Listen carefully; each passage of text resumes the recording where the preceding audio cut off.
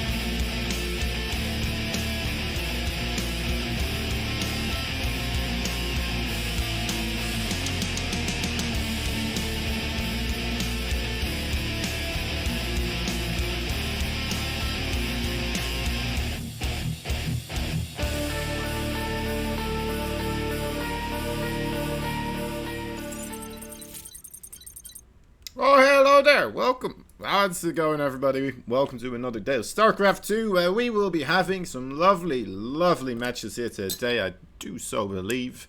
Hope you're all having a good time. Hope you're all having, sitting, chilling, relaxing, cooling off, in the hot weather, in the weather. Wetter.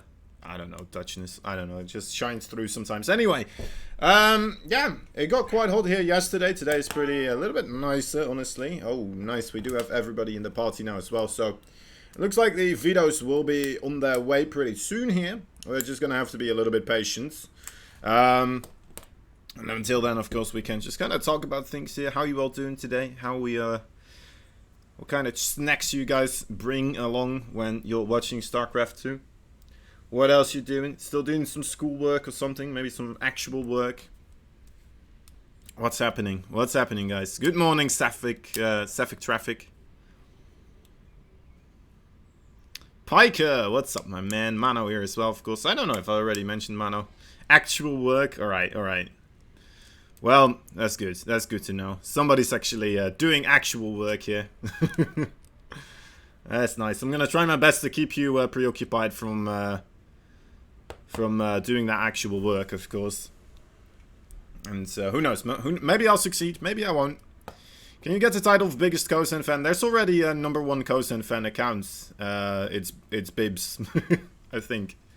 At least that's how he named his accounts right now.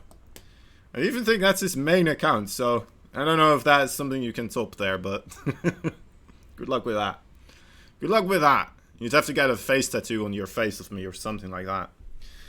Something nuts, and then I'll give it to you. But don't do that, though. Please don't. That would not be good. It would not help you out getting any ladies. Yeah, second's cool, man. Second's still open, up for grabs. I only have one fan anyway right now, so there you go. There you go. And then Mano as well. So you guys just gonna have to fight over it.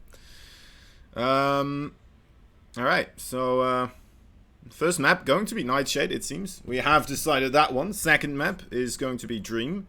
Let's see which maps have been vetoed here, actually. I'm not quite sure what that first veto is of Dream. It's a Korean veto. Afterwards, Purity from Scarlet. Effort Dream from Dream. Wow, that's a little bit weird. Golden Wall from Scarlet, also a veto, and Simulacrum, also a veto here for Dream. So yeah, both the cool maps, of course, getting vetoed by Scarlet, of course. Typical pro StarCraft players, man. They never want us to have any fun, do they? They never do. They just want to try their best. Ah, for crying out loud. Anyway, we'll give her this one for this one time here, because it is Scarlet after all. We can't really deny Scarlet from anything here. Mano is 100 kilos of pure Kozen fan. Nice. 109 kilos. Beat that, Mano. Jeez. You're gonna have to come in here with your heavy weight. I'm not sure what your weight really has to do with how big of a fan. I guess it does kind of make sense.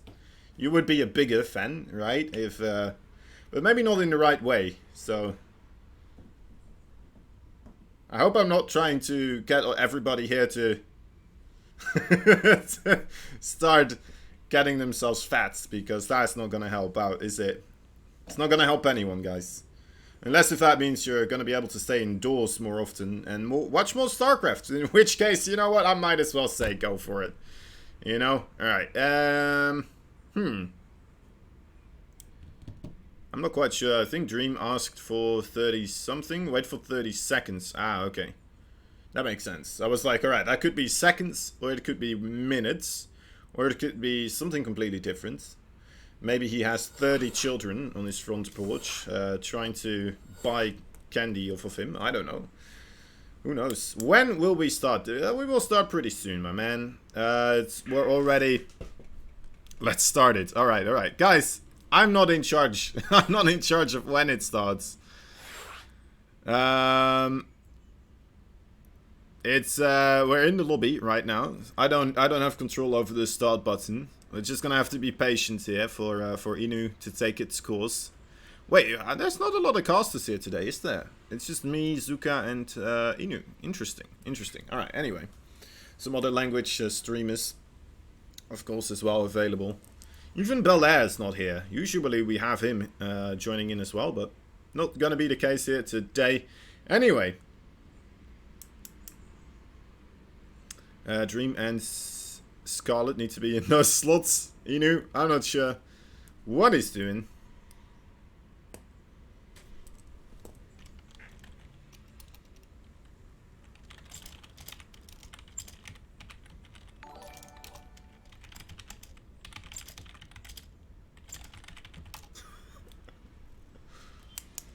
Alright. Thank you for that follow, Frostix. Also, of course, Brotus Leonidas and Paralar Quizo Babotes as well, joining in a little bit earlier on.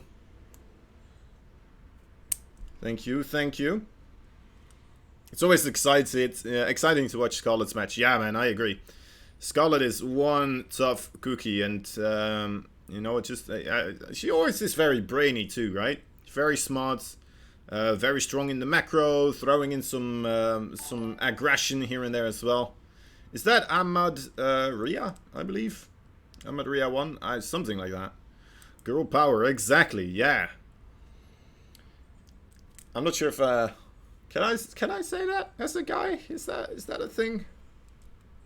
Am I allowed to? I don't know. I'm sure it is. I'm sure I'm allowed. Anyway. Totally. Alright. Yeah. Girl power. Come on, Scarlet. I am rooting here for Scarlet a little bit. Dream, an awesome guy, of course. But then again, you know what, Scarlet, you don't get many like her. Not many other girls, of course, in the pro scene for StarCraft 2. That was beautiful. Alright. Alright. We're starting. We're actually loading in the map right now, guys. There's no more waiting. Well, except for the first couple of seconds, of course, of the game. Unless somebody does something extremely cheeky. But let's hope they won't. Because that can sometimes make these series go very quickly. And I'm just hoping for the longest drawn-out matches today. That I'll be here until 7 p.m. Because that's when another tournament starts, which I need to cast. So, alright, that's how long I have. Anyway, here we go. Here we go. Nightshade in the top left side. We have ourselves a red Terran player fighting for Bravestar. Wait, these guys are teammates, aren't they? They are. Interesting, interesting. Coincidence? I don't think so. Anyway, he is Dream. In the bottom right side, we have the one, the only, the ever so lovely Blue Zerg, the Queen of Blades herself. She is Bravestar Gaming's Scarlet. Alright. Now we have a Overlord going across the map here. Barracks and refinery. Standard stuff, standard stuff. Nothing very too suspicious just yet. I'll keep my eye out open for anything though, of course. And now we'll have to wait and see. What is what, Perfectional? What's that? I don't know. It's a pool first. Wait, it is a pool first. I don't know. I'm sleeping here today. It's nothing suspicious, guys. Don't worry about it. Didn't even see this. I'm so excited that I'm not even paying attention, even though I say I'm paying attention.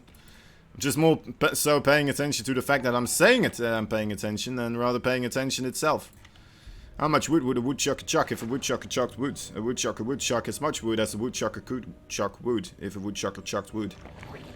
Alright, we're still good on that department, it looks like. Vitya Storm Bjerick, thank you for the follow. Weed Pick as well.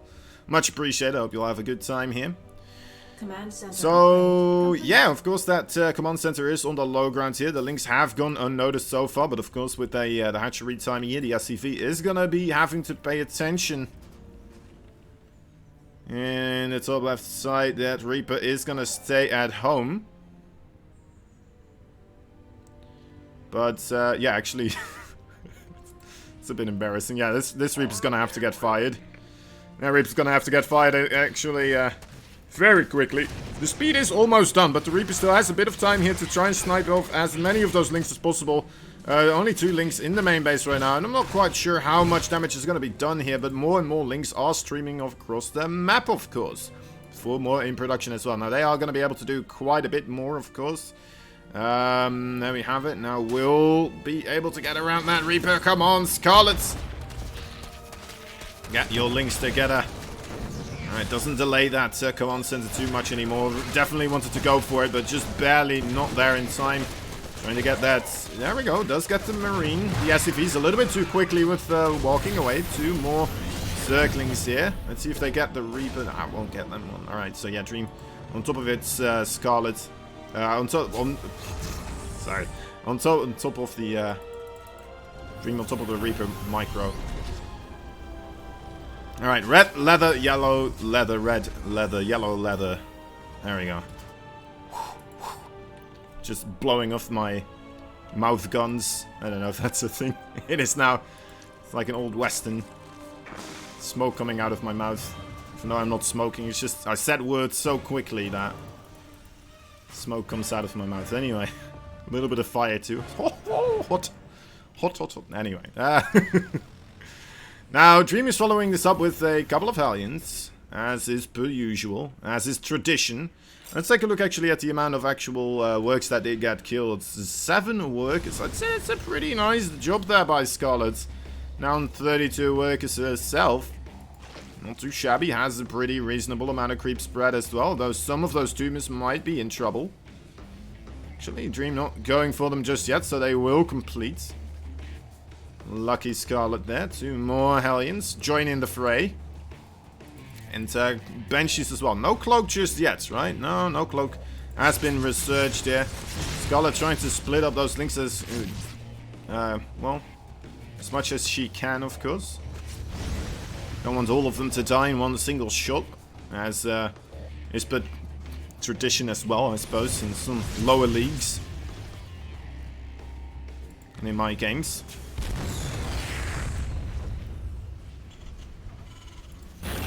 And a Stimpack. So we will be seeing a bio transition out of Dream here pretty soon. I say transition. He hasn't really committed too much to the mech, of course. Just a lot of Hellions and a Banshee here. The Banshee is sticking with the Hellions, which is interesting as well. So it's mostly looking... Actually, is he going to just YOLO in here? Alright, caramba, here we go. Might as well just try to get right on top of all those drones. The drones do get pulled here. Some of those banelings making it a little bit difficult for the Queen to get there. Actually, maybe making it more difficult for the Hellions as well to really chase. Come on. Scarlet not taking any damage here, is she? Jeez Louise. Calm down, Scarlet. Give this man a chance. Okay, there we go. Shutting him down rather quickly. 3 workers, that's all you're gonna get here, Dream. It was a pipe dream.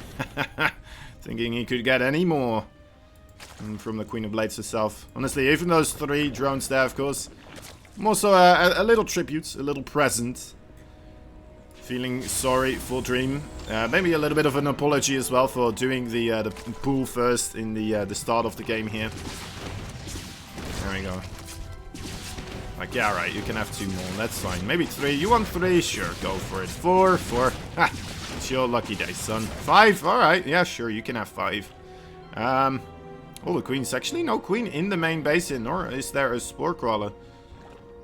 Might be a little bit of a missed micro there, but the Banshee, of course, not really trying to go there anyway, so... It would be rather ridiculous trying to go there, like thinking, maybe there's no Queen in the main base. Don't be silly, Dream. Don't be silly. Of course there will be. But there wasn't. Not this time anyway. 4th base for Scarlet is getting constructed as that 3rd base for Dream lands on location. Is looking pretty nice on that saturation. It's adding in extra barracks here as well. We'll commit to a couple of those siege tanks. Perhaps for a follow-up push after doing some more aggression with the double Metapacks. Actually, oh, the Queens managed to save themselves. I say God save the Queen, but in this case, the Queen saves the Queen. Which is another Queen, of course. They're all sisters. Yeah, they're all Queens. I don't know how it works. They share a throne together. There's no king either, is there? Should there be a Zerg unit called the King? Maybe. I mean, that would be cool. I don't know what it would be, though. What? I don't know. We don't need a king. That's right. Draw power! So yeah, here is the follow-up push. There's no baneling speed just yet, so this could be a little bit of trouble. Those rocks haven't been cleaned up yet either. And now we are kind of stuck here with this base under siege, right? Nothing too close by to really get rid of those units. Need to be careful for the amount of banelings that are available here, of course. But yeah, those siege tanks, they will be able to shoot down a lot of them before they actually manage to connect it. The splits are amazing as well, actually. The baneling's still pretty clumped up. Nice spreading as well from Scholar, but it's just not enough without the baneling speed. It is almost ready.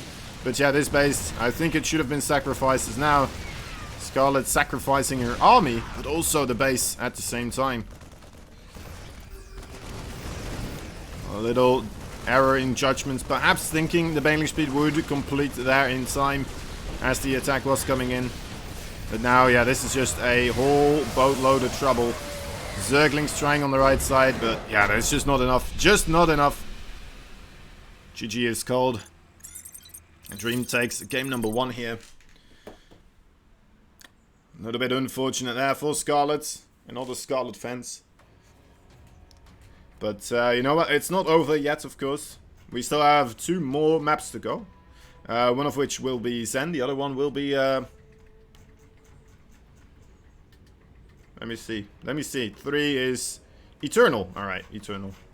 Nice.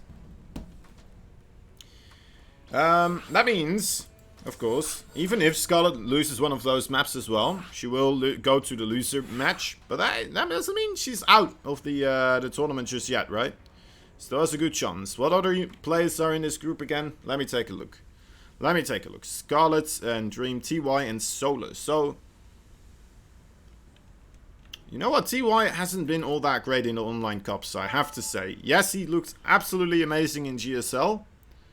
But, wait, do we already know who he has to play next in the GSL? I don't think so, do we? Do we?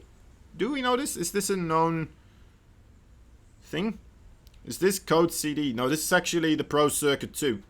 Code CD, Cynical Death, is another tournament that will continue tomorrow, I believe, right? Tomorrow and maybe the day afterwards, on Sunday too. Am I mistaken on that one, Sushi?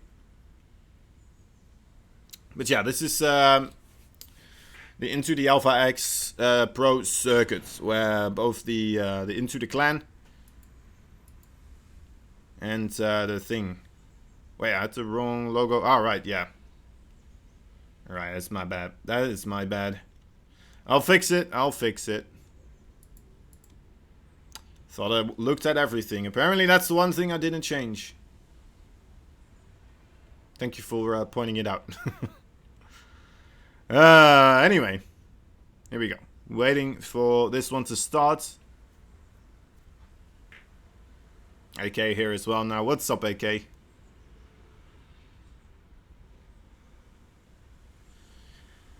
Yeah, ITaX, short for Into the Alpha X. At first, when I saw it, I thought we were becoming an Italian clan. It's not the case. Not the case, luckily for me. I'm still allowed to be a part of it. Also, we would just have Rainer then, mostly, to try and add to the roster, I believe. Not that many other Italians, as far as I'm aware, in the top leagues of StarCraft 2. Alright. Let me get this sorted, guys. Let me get this sorted. There we go. There we go. We're all good again. We're squared up with the logos. There we have it. Not much, just 1-2 rank game, so I'm happy. Nice, thank you. Okay, thank you. Top right, we have the red Terran on the map Zen. It's looking like it's the Brave Star Terran. He is Dream. Bottom left side, a blue Zerg. She's the one, the only Queen of Blades, the Brave Star Gaming's Scarlet. The one and only. Let's see if she can actually, you know what, do that defense against the Alliance as well as she did the previous time. This time around, not gonna go for a spawning pool first either, right? So that is a thing that is noteworthy, that I am paying attention for this time around. We have the regular opening from Dream as well. And yeah, Scarlet also going for a very regular build here. Alright, GSL bigger than TY versus Parting. Oh, okay. TY is going to go up against Parting. Okay, so that could be good, right? Because we only have Zergs and we only have Terrans right now in this group. Which means he might be going for a little bit more trained, practiced style, right? Because if he... Well, it might also mean that he's mostly practicing TVP at the moment. TY, a smart enough guy. As long as he uses the builds that he practices, I think he should be really good. The thing though, TY, unfortunately, as far in the online cups, he always... Well, I say always. Very often he goes for very early on aggressive moves. Although he does do that in GSL as well, doesn't he? He just goes for the 2 racks anyway. Proxies them wherever the hell he wants. TY is just a new Maru, in a sense, where he's continuously proxying everything. Come and think about it. But yeah, anyway, we'll have to wait and see. There is that Reaper coming in right now. 4 links should be more than enough to scurry it away. Shoo, Reaper, shoo! Wrong score, right. Crying out loud. Get your act together. Alright, here we are.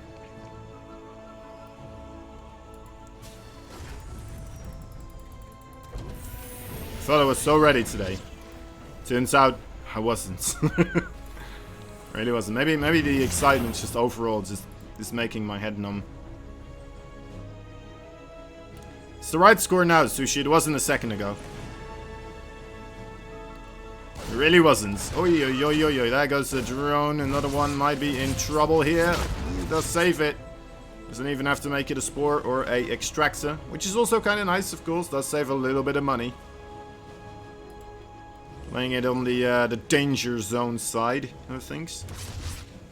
Now Scarlet's still mining with 2 boys on that gas. Interested in seeing if she is gonna go for the overload speed here, or a little quicker on that layer tech, right? Layer tech might help facilitate a quicker baning speed as a adjustment after that first game, as that really was what did her in that one match. This time around we are seeing a switch up as well from Dream. We are gonna have ourselves some battle cruisers on the menu. Not as much Hellion aggression either this time around, right?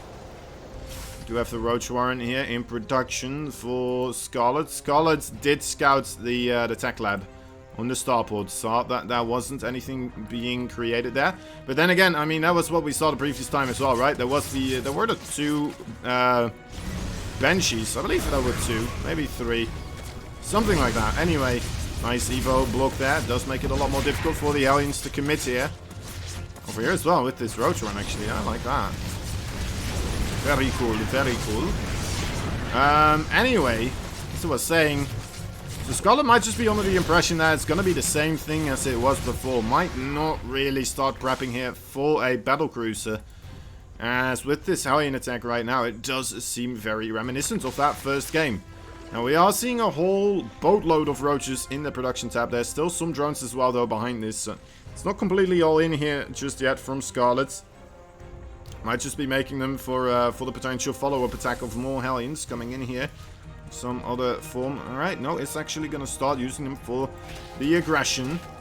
Let's hope this is going to force that battlecruiser to show its ugly mug on this side of the field before it goes across. Although, you know what, it's just going to TP across here. Oi, oi, oi, oi, oi. Spore Crawler's not done yet. Where are the queens? We need some more girl power in here, guys. But the Roach counterattack might be able to do quite a bit here, as there is a third basin as well. I say Roach counterattack. There's only 6 Roaches here, with, well, 4 Roaches and 2 Ravages to be exact. But ay. Transfuse. Not getting that one. Alright. Well, she does get inside of this natural base. Looking to deal a little bit of damage here. Let's hope it's gonna be enough. Quite a couple of those SCVs dying right now. The battlecruiser kind of stuck here in the middle. Only had 4 kills, and one of them was a queen, of course, so not too much drone damage just yet being dealt there. And the Roach is still doing quite a nice job. More stuff's coming right in here as well. Nice mining here from the second base now. Battlecruiser gets 4 more kills on those drones as well. So still doing a little bit here. Another battlecruiser comes in as well. We're not seeing any type of real response though. Okay, there is the Spire. That's kind of what I was waiting for to see. More and more stuff coming on in. It should be cleaned up now, right? Can't commit any further to this aggression here. Scarlet will have to reassemble her forces. Oh, another battlecruiser, luckily for Scarlet. Look at the amount of queens that are here. 6 of them. Count them and weep them. Mr. Dream. Oh, he's going to target the Spire. That would be massive, actually. What a crazy denial there. It's going to delay that quite a bit here. Oh, this battlecruiser is getting so low. Just barely inches out there. And then the other battlecruiser, of course, now coming in as well. What do we have over here? Second Spire. Alright. I like it. I can dig it. Trying to make sure that if it does get sniped off, she will have another one. You cannot let this be delayed too much, of course. Especially considering we have the Yamato cannon and more battlecruisers in production still. So should be really committing to that one. Fourth base on the way here in the 9 o'clock location, or the 10 o'clock, whatever you fancy that to be called. So right now we have a significant worker lead here for Scarlet. Those 2 battlecruisers escaping, really not something you are too worried about, right? It's something that should happen anyway for the Terran here. Especially if you don't have those Corruptors just yet. After you get the Corruptors, it's a lot less likely for them to escape continuously. Especially if they TP it. That's why we're no longer seeing Dream going for the TP inwards, as that would be too much. But, you know what, I think she is still okay. She's in a very good position here, I'd say. Actually, getting herself a 5th base. And still maintaining a good amount of queens. Only lost, like, what, 2 queens so far. So that's very nice. Strong creep spread in most directions. We'll be able to see quite a lot of stuff happening. Maybe, you know what, over here we would like to have some creep spread, right, as well. But as soon as this base finishes up, I will not be surprised if that's going to be... well, I'm not sure if that's going to finish up, actually. I don't think that is going to finish up, honestly. Although the Corruptors are coming in here, you can't transfuse a hatchery that is still building. Okay, it does finish. Will allow that hatchery to have a couple more armor points, which will help out against the battlecruisers, of course, quite significantly. Barracks flying here in the middle, as we do have a full-on mech play now from Dream. With Cyclones, Hellions, battlecruisers and siege tanks, everything in the mix. And oh, Scarlet's, hello. Nidus one. And Swarmhost, look at that. And I love Swarmhost versus the mech play. I think that's a great call overall. And, well, we'll have to wait and see how that's going to unfold, of course. Yeah, only 4 Swarmhosts so far on that production tab. Scarlet looking to defend this area over here, but the battlecruisers on the bottom side might start hitting the angle that is less protected at the moment. Also not that much creep spread heading this way, so it's gonna take a while before Scarlet actually knows that these battlecruisers are here. The Iron Sense Cyclones so far being held backwards. Oh, the Queen's all coming this way now. Alright. Goes Scarlet's aware that she needs to start spreading creep this way as well. She's doing a really good job so far with that creep spread. I have to commend her for that one. But, alright, here we go. So more Swarmhosts now. 9 more Swarmhosts in construction. She did see the battlecruisers coming in here. Ooh, the battlecruisers. Did they see that? Yeah, must have seen those Swarmhosts. I'm not sure if he was watching in this location precisely right now, but... Man, oh man, that's actually a nice catch here for Dream. We'll be able to kill 7 workers. Including 2 spore crawlers there as well that never got to finish. Gets the scout on the Swarmhost. If he did see it, of course. Still a little bit of a what if scenario. What if he didn't see it? There is the Nidus now, the second Nidus over here as well. I'm sure he knows, right? There's no way you don't know at this point anymore.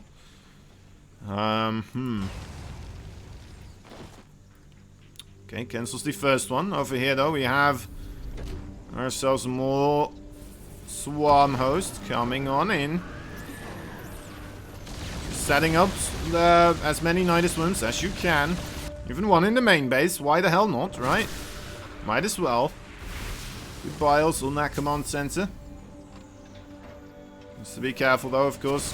Can't allow all her forces here to get picked off by that battle mech. More Corruptors on the way, as well as the fungal, well, actually, yeah, Infestor's full fungal. Gonna get created here to catch those battle mech Cyclones and Hellions. Very important. Swarmhost, or Locust, I have to say. Oh, yeah, yeah. Bit mistargeting there, perhaps. Most of them trying to hit the missile turret there for a while. Queens here do manage to get the transfusions off. Do we still have a nice... yeah, we do. Even one Swarmhost. This one did get cancelled. There's quite a lot happening here, guys. Trying to keep tabs on everything. It looks like so much is happening at both these places as well. Kind of losing track of some stuff here. So we did have a single Swarmhost over there. We still had this single Swarmhost over here as well in the top. We'll go in with another wave as the battle mech here. Actually, getting a lot of work done. Let's see, you had I mean, the Locusts are nice, but you do still need an answer against this battle mech, which is not really here right now.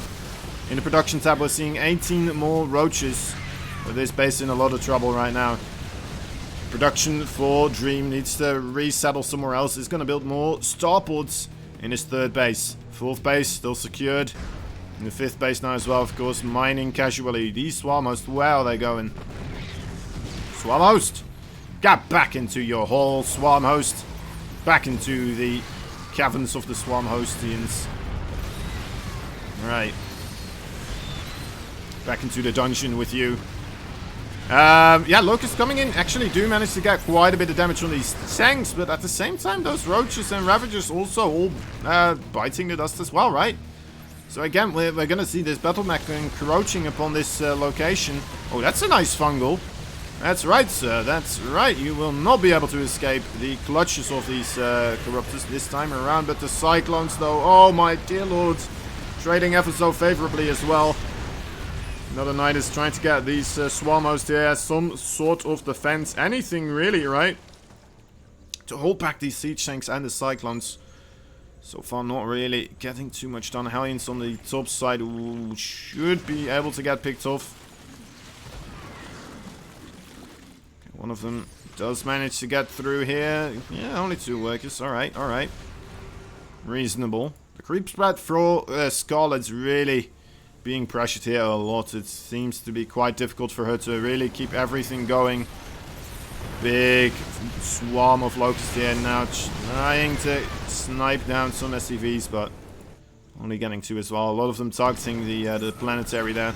Great repair, great amount of force for Scarlet, or Dream there, to clean it up. Scarlet losing another base here.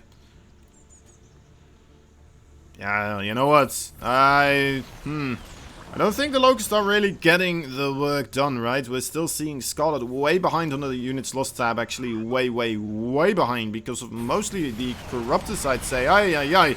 Losing the Swarmers here as well.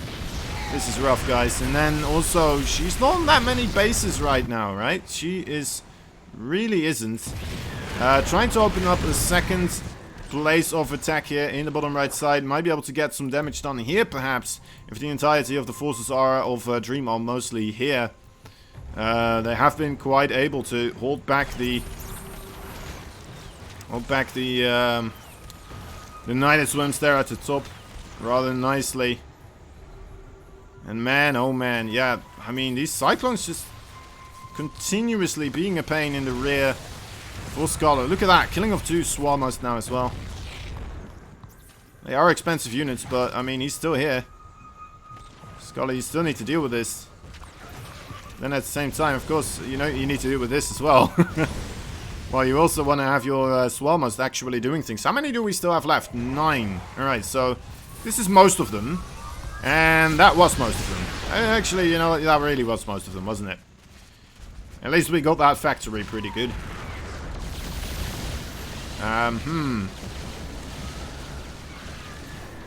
So yeah, of course, as most of you would know, right, the Swarm Hosts are meant to be super cost-efficient units to continuously trade out favorably, to over time get as much value as possible.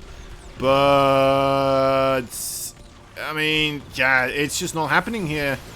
Dream too solid with the micro of the Cyclones and the battle cruisers, continuously trading out against the Corruptors, and Scarlet just never really getting to the amount of units that she needed, never really getting a good trade against the army units of Dream.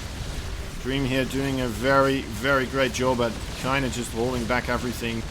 And these battle cruisers really committing to a fight here. Is that a good call? Maybe. You need to see great Ravager Biles dropping out from the sky. The time is ticking. More and more of the Infestors, more Ravagers being picked off here. And I mean, even if these battle cruisers die now, I'd say they've traded pretty favorably as well, which is a problem. And GG is called. Yeah, there we go. There we go.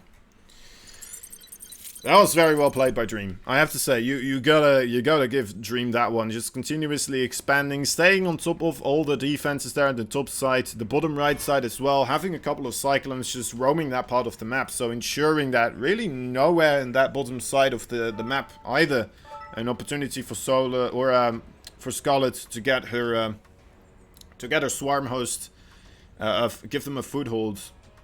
And continuously attack other bases. He just never really lost anything of much, did he? He lost a couple of factories.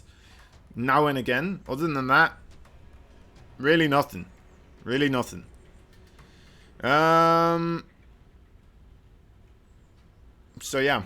So yeah, maybe, you know what? I like the idea. I like the idea of the Swarm Host. I think they are very good. I think they're very potent. But the Battle Mech, right? I think the Battle Mech is just very tough as well.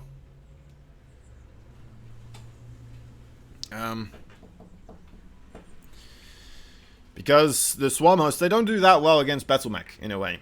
Right? Also against Battle Cruisers, they don't do that well against those either. They do well against the Siege Tanks, for sure, but we never saw that many Siege Tanks. They do well against Thors as well. Pretty darn solid against those. Uzi Koti is here as well. What's up, my dude? What's up, my man? Uzi Koti, a very tough Frenchman.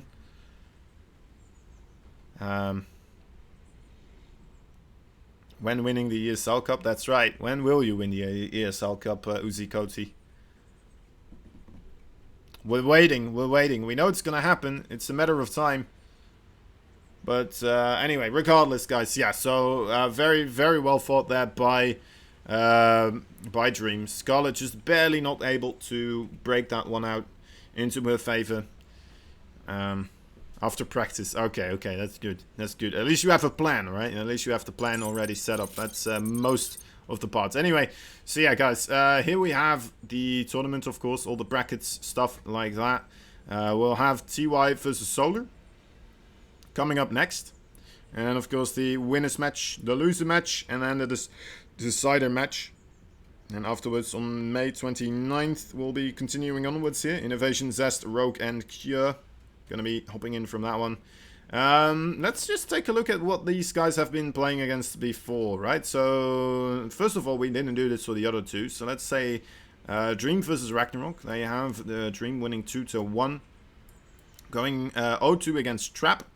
But then... No, actually, he wins against... Yeah, he won against Trap as well, right? 0-2, yeah. That's right, in his favor. So, Dream was the first person to advance in this group, right? And this seems like a crazy group. Dream, Innovation, Trap, and Ragnarok.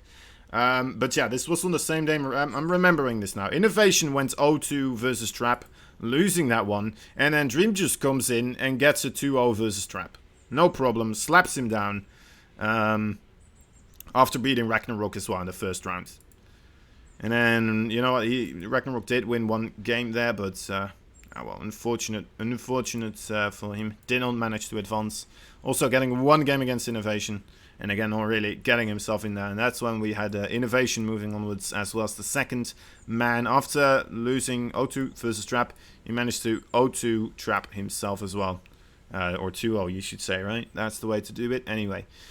Scarlet's on the other side in Group C. We had her going 1-2 versus Bunny, 2-1 versus Sue, and then 1-2 in her favor versus Bunny again. So just barely squeezing her way through there.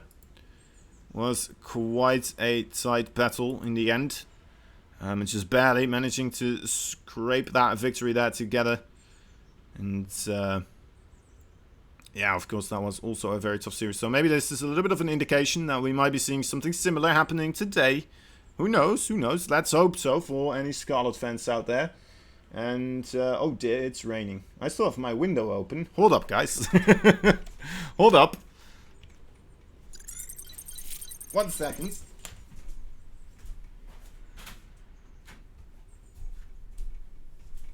Alright, it's fixed.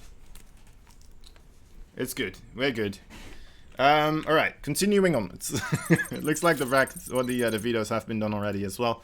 Anyway, TY went up 2-0 versus Rogue.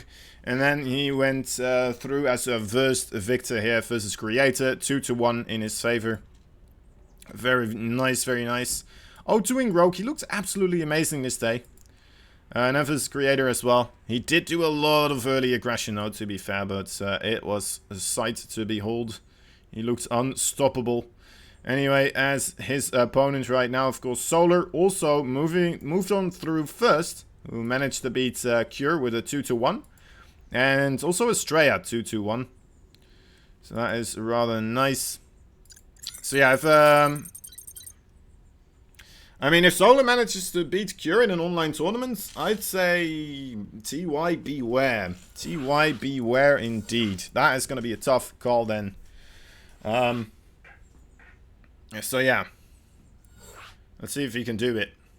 I'm just happy that TY doesn't have to play against the Zerg pretty soon in the GSL right now, so we might be seeing his A game come out here to shine. We'll have to wait and see. Also, of course, in the what I'm talking about, what I'm referring to is the ITaX code Cynical Death that we saw recently. TY just, man, not really finding his momentum there. I think he got 0-2'd twice, getting kicked out as first in that bracket. Estrella was the first person to move onwards, so you know what? Every negative has a positive, I suppose. But hey, as a big TY fan, that was a little bit unfortunate. A little bit unfortunate. Also, we have the Matcherino pages, guys, so if you haven't already, check out the exclamation mark Matcherino, and you will be able to check out the, well, overall, all the ways to kind of support this tournament, right? The easiest way would, of course, be through the use of that code. I think it's ITaX number 2. Without number, you just put the number 2 in, right? So don't spell it out completely. Just put the number, like as in the digits. Number, not number, but just 2.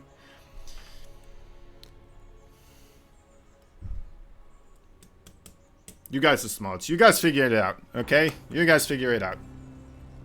Thank you very much anyway for supporting us there. Very much appreciated. Anyway, here we go, guys. Into game number 1. And it looks like we're in for a treat. In the bottom left side, there's the red Terran. He is none other than the clanless TY. TY. In the bottom right side, we have ourselves a blue Zerg. Is he going to bring his A game today? We'll have to wait and see. He is none other than the Triumphant Sun Gaming Solar. You know what? I don't think Solar's ever going to be allowed to leave this team, right? Triumphant Sun Gaming. And they have somebody named Solar in their team. Right? It's almost like they made the team name with the idea in mind. We'll get Solar on our roster, right? And then we'll have Triumphant Sun Gaming.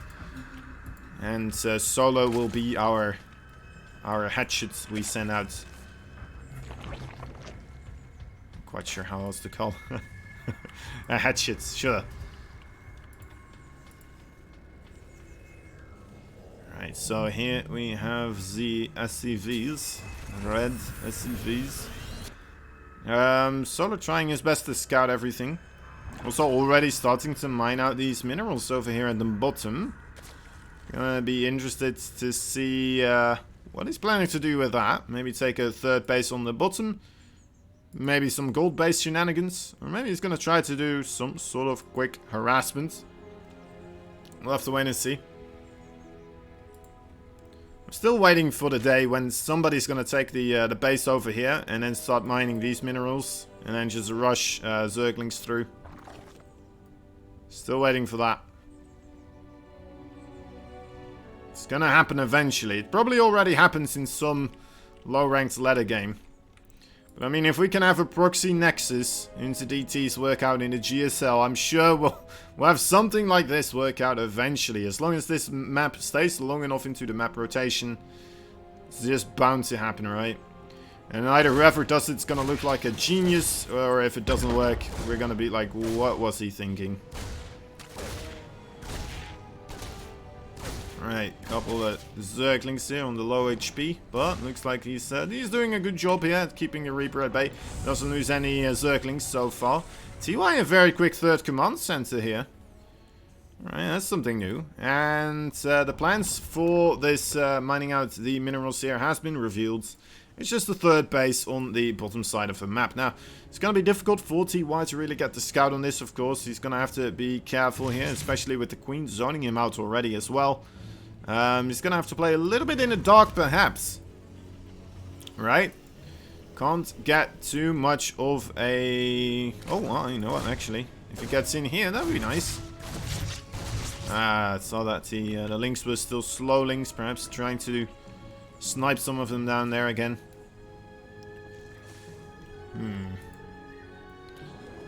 So what did he see so far? I guess he kind of got a glimpse at the drone numbers. He's getting himself Hellions here. Just doing the regular. I would love to see some Banshees perhaps as well. Liberator. Okay, okay. Interesting. Looks like a whole lot of overall pressure coming for TY. Trying to hunt down some drones. The Overlord comes in from the backside. Hello, sir. Surprise, surprise. Never expect the Overlord to come from that side, do they? I won't. At least, but that's kind of funny. Moving all the way through the top and then going down there. Hugging the edge. We'll get a full scout here. Sees the third base. Sees nothing crazy going on. And oh my TY. Look at that. It's going to open up the doorway here. Hellions streaming on through. And what do we really have here in the name of defense? Actually, the Queens. Alright, I guess the Lynx did get the scout off there. So, some SCVs there.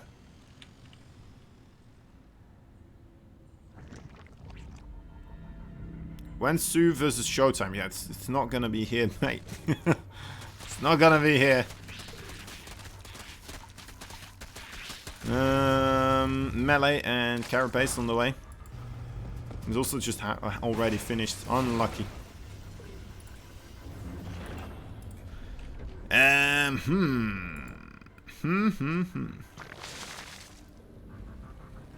It's a lot of drones. Liberator not getting anything done just yet, is he? He's not leaving just about now, though. We'll try to stick around for a bit longer. TY takes the gold base. Another interesting thing here occurring, of course. Hasn't really been able to take advantage of the fact that he did get rid of the middle minerals here. Keeping that Liberator still alive. Layer tech now almost about to be ready. Looks like it is lining up very nicely with this Baneling nest over here. So we'll try to get that Baneling speed as quickly as possible, perhaps. Most likely. So what I would imagine anyway, seeing this timing happening here. It's going to be allowed though. Needs to spend most of his money right now on the Zerglings, perhaps. Also wants to get himself a Spire as quickly as possible. All things not helping him getting a Baneling speed in on as quickly as possible. But then again, it wouldn't be here anyway, right, in time. Nice around with those links actually will be enough to force this backwards. All the creep has been disseminated, but then again, was that worth it? Let's see what kind of losses there were taken. Yeah, he traded alright actually. Not too bad, not too bad. I thought he lost more Hellions than some Marines as well, but pretty darn solid so far. This Liberator as well, still just chilling here. Did he actually get 5 drones? That's pretty nuts. You see? The one who keeps trying is always going to be the victor. Never give up, never surrender, guys in guilds. 2 siege tanks with a lot of Marines. It seems like a very abusable spot, actually, thinking about it. Especially with no creep being here just yet. It was very nice for TY to break all these tumors here. And now, yeah, look at that. That's a crazy good spot. Would love to have one a little bit closer, perhaps right over there to the top. And it's gonna try to drop it there. Not there, though. Alright, well, I guess that's fine too. Even having Hellbats blocking off this top side, so just completely denying mining here actually now. Holy moly. Solar just sends everything to the top. So it will be a small amount of missed mining. Also, he's losing SCVs. Looks like a run by from some links took place here. There's the Mutalisk now. Do we have enough Marines here to really hold this backwards? That's a lot of Mutalisk. At least you don't have them enough on the high ground here. Need to regroup with the rest of them as well. There's so many more Marines waiting at home. But, yeah, this is such a tough position to break for Solar, of course. He might have enough, but he needs to hurry up as well, right? If the rest of the Terran forces get here, it's gonna be trouble. But then again, he might just go for the counterattack at that point. And TY really taking this into account. Not sending everything at once, just sending a good portion now. Ready to reinforce this location here. The base did get actually destroyed, so that is absolutely massive. A fourth base now being taken at the top right side. But with those golden minerals, there's so many Marines right now for TY. Even now, he's still stockpiling about 700 minerals anyway, right? So the strength of that golden mineral base definitely shining on through. Great split so far, and once again, we're finding these siege tanks in a very abusable spot, right? Closing up against those walls, not a lot of creep spread here. And this might just be it here for Solar. Honestly. Oh, he did actually... Man, I'm not paying enough attention today, am I? Did clean up the main base, or the gold base. Which in a way is a bit of a main base. More Zerglings running on through. Gonna get themselves the reinforcements here, which is very nice. Trying to build that base on location might be a bit too much. Oh, that's a lot of medefacts dying now as well.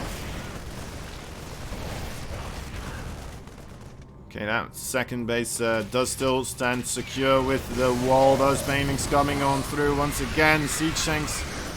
Only one remaining here. Another one does come in though. We'll be helping out a little bit here.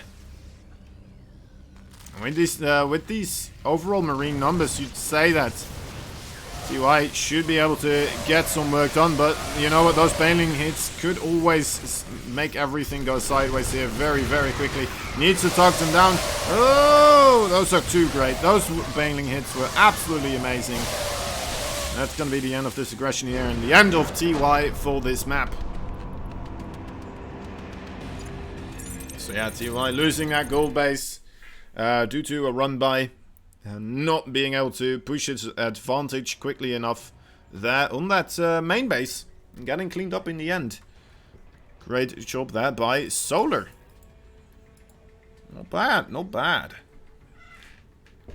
Who would we actually want Scarlet to face in the loser bracket actually? Right, that's another question we need to wonder here. Who do you guys think? Honestly, I myself think Scarlet would do a little bit better versus Solar, right? CVC. Scarlet versus TY. You think Scarlet would do better versus TY? Why? You always love to watch CVT? Alright, I see. It could happen. It could happen. Don't you like CVC with Scarlet though? Don't you like Scarlet CVC? I mean, have you not watched GSL recently?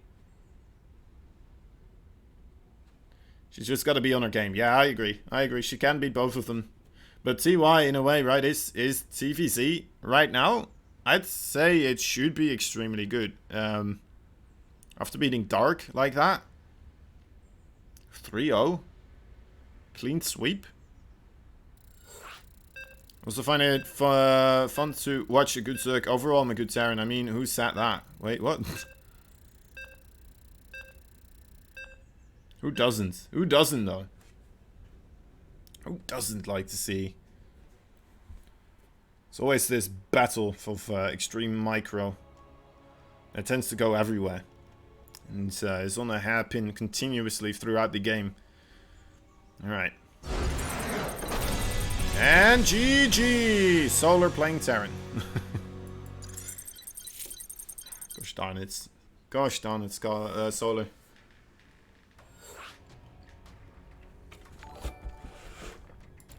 Alright. We'll try again. We'll try again. Also, Drumus Kasiov X991LA. Thank you for the follows. As well, of course, Silly Ciano Zerg. Drinks Arlots. Drinks Arlots. Cobra Jets. Gustash. BNet French Shoes. Vitya Storm Bayerg. I think I already mentioned you maybe, but alright, I think we're about there. Did it count? No, it does. That doesn't count, guys. That doesn't count. Come on. I'm not in the group, actually, for some reason.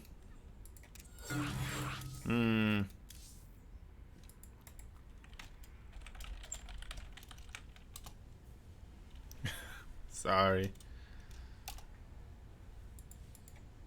Alright, we're doing it again.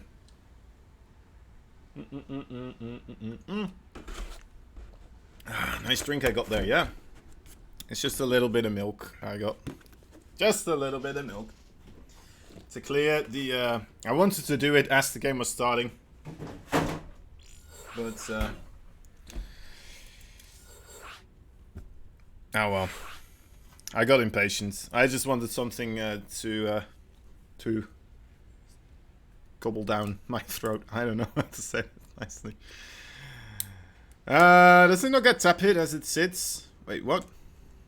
Wait, what? Tap hit? It's Dutch milk. Yeah, it doesn't ever go tap hit. And it doesn't sit. It stirs around on its own. That's right, it's ever fresh. It doesn't go bad.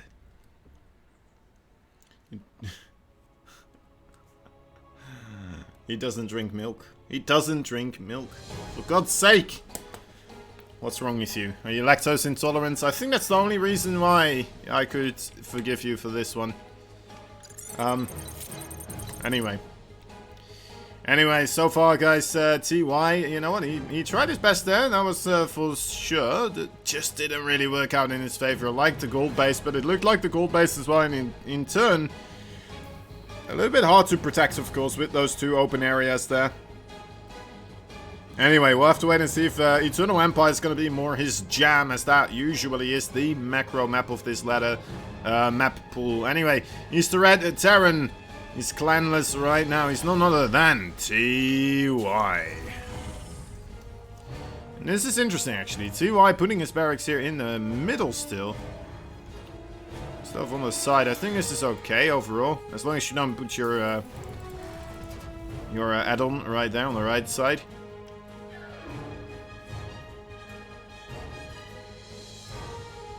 On the top right side, we have that blue Zerg. He's none other than the Triumphant Sun Gaming. Solar. Reminds you of the milk you used to drink in Africa. Oh my dear. There's...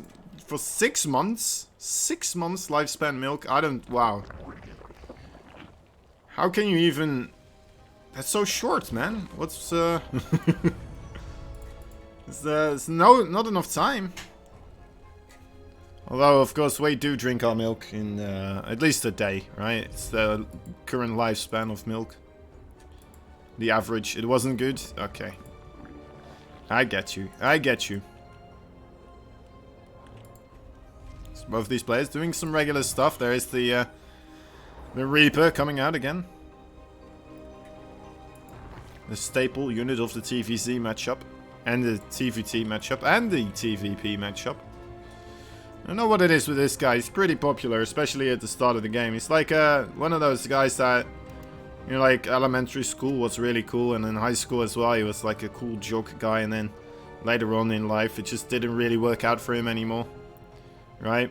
Because that people just realized that his value overall in the later parts of life just not as great as in the early parts. It's a sad life as a Reaper, but you know what?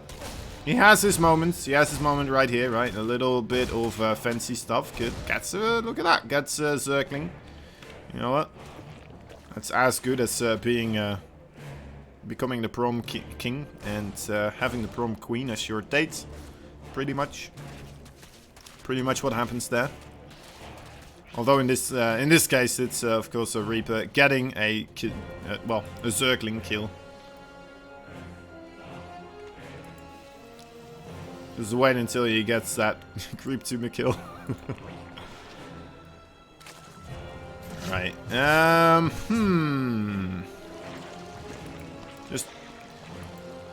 Just making sure that the Overlord is still awake here.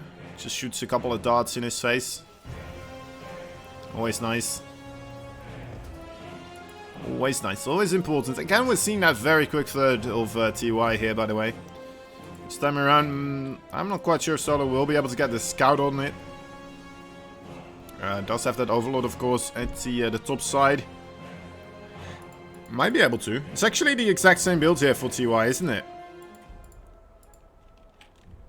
Interesting, interesting. This time around, it won't have that gold base, though. So, I mean, if we're going completely the same, I'm not quite sure how that's going to work out without that gold base. If it already didn't work with a gold base, then what are you going to do without a gold base, right? Okay, oh, it's coming close. Yeah, it does see that third command center. A little bit unfortunate here for TY. Maybe Solar is going to do something different, though.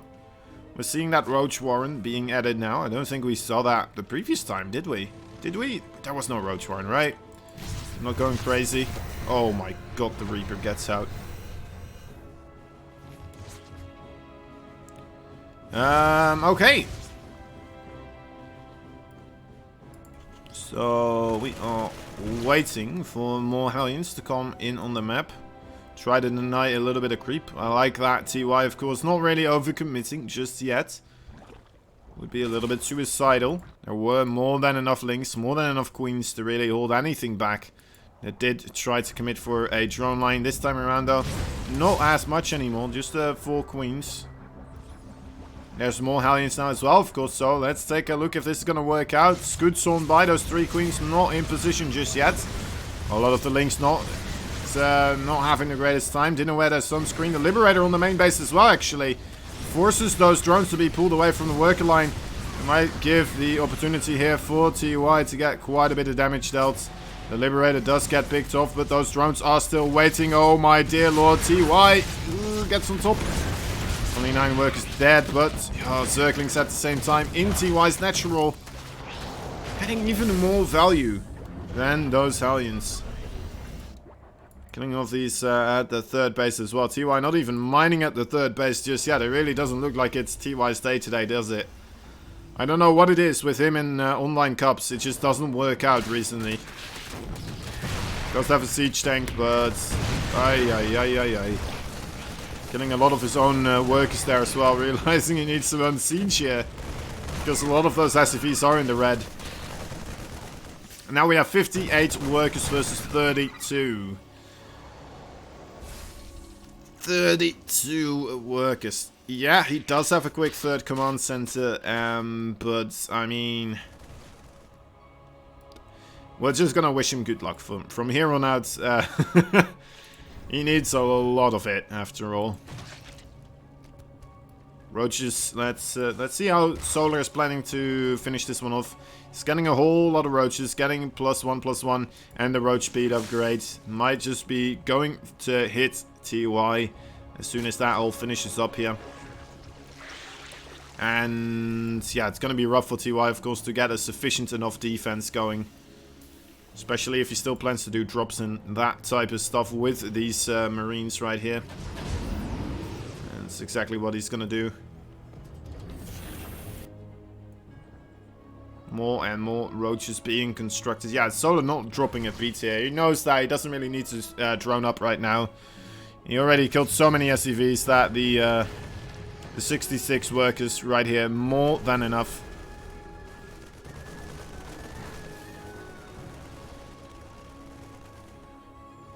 TY sets up. Oh, yeah, that siege tank. A little bit unfortunate. I love that positioning, but unfortunately, Solar already there, of course. These couple of Marines realizing, you know what, we might as well just try to get as much damage done as possible here.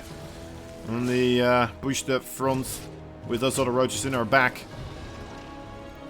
Now it's the setup again at this home base as well. Drops into the main base, but roaches are everywhere. TY just trying to trade as efficiently as possible. He's doing okay with it, of course, but let's take a look at the unit loss tab. Still not in his favor, really, is it? Still not quite in his favor. Solar here, getting everything towards the bottom side of the map. 2 more medevacs with a couple of marines. And the other medevac, of course, at the top still as well. TY just wants to keep Solar busy on his side of the map, but it doesn't look like Solar's taking the bait. He's coming in right here. Only 2 siege tanks. That's not going to be enough here. This might very well be a GG. Coming in pretty darn soon. And there it is. GG. Solar takes on TY 2-0. No problem for him, it looks like. Yeah, TY. You know what? He's like the reverse Cure, isn't he? He's good in offline. Online though, not as much for some reason. And well, at least until this moment in time. We'll have to wait and see how he does against Scarlet, of course, in the loser match. We'll have to wait and see how that, of course, goes. Anyway, first we're gonna go into the winners match, of course, which is Dream versus Solar. Maybe Dream, you know what, is going to show us once again that he is in fact a superior Terran. He did it previous time as well when it was against Trap with Innovation, right? We saw Dream versus Trap taking on Trap easily after we saw Innovation losing 0-2 versus Trap. So maybe we're going to see something similar here today. And Dream just ready to take the prize home again. Very possible, very possible. He did look extremely strong in that game versus Scarlet. We'll have to wait and see if he can do the same against Solar. Right, guys, remember we do have ourselves a Matcherino page. Go check that out. Exclamation mark Matcherino. There's a map pack you can buy as well. So that's going to be all 7 days of the tournament, the first group stage, the second group stage, which we are in right now, and also, of course, the semis and the finals as well, which are 2 best of 5s and a best of 7, still waiting to be played, of course, at some other day, and Group B of the second group stage as well. That is also still on its way, still going to be happening. Anyway, yeah, go check it out, guys. Grab that code, fill it in, would be very much appreciated. Just takes a couple of seconds. And you know what, in doing the videos right now, so I'm gonna quickly run a ad break here. Alright, we'll be back in 60 seconds. Alright, thank you so much for watching. See you in a bit. Alright, see you soon. Can I do it? I can't do it right now. Okay, I think somebody else may have already done it. Couldn't start an ad at this time. Try again later. Interesting. Somebody else pressing the ads. It could be. It could be. Alright, anyway. Anyway, yeah, that Matcherino page is available. I guess I'll just drink milk anyway. I was like, oh, I'm gonna get myself a nice minute here to drink milk. Get everything sorted. But Twitch being frustratingly something. Room temperature milk. I have a fridge right here, Pearl. I have a fridge right here. Listen. Do you hear it? That's why I go this way all the time when I grab it. And then I come back and then I have it.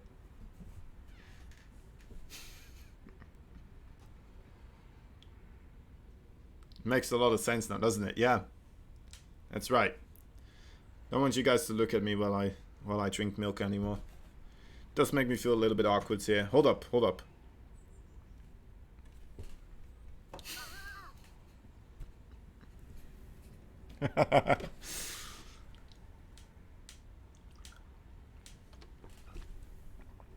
Oh, what was that? Some sort of weird bat just flew in front of the camera. You couldn't put it in a glass? I put it in a glass. Trust me. Trust me, you didn't see. Because for some reason a wild mountain goat, believe it or not, Just came out of nowhere. He just stood in front of the camera there for a moment. Ridiculous. Alright.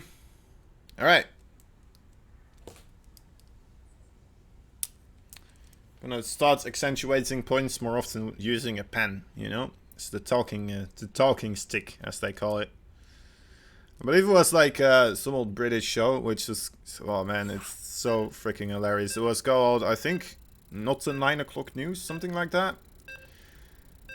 And they have this one little skit where it's like an official news panel with all sorts of intellectuals and stuff like that talking about some sort of subject, as they actually used to do in those old days.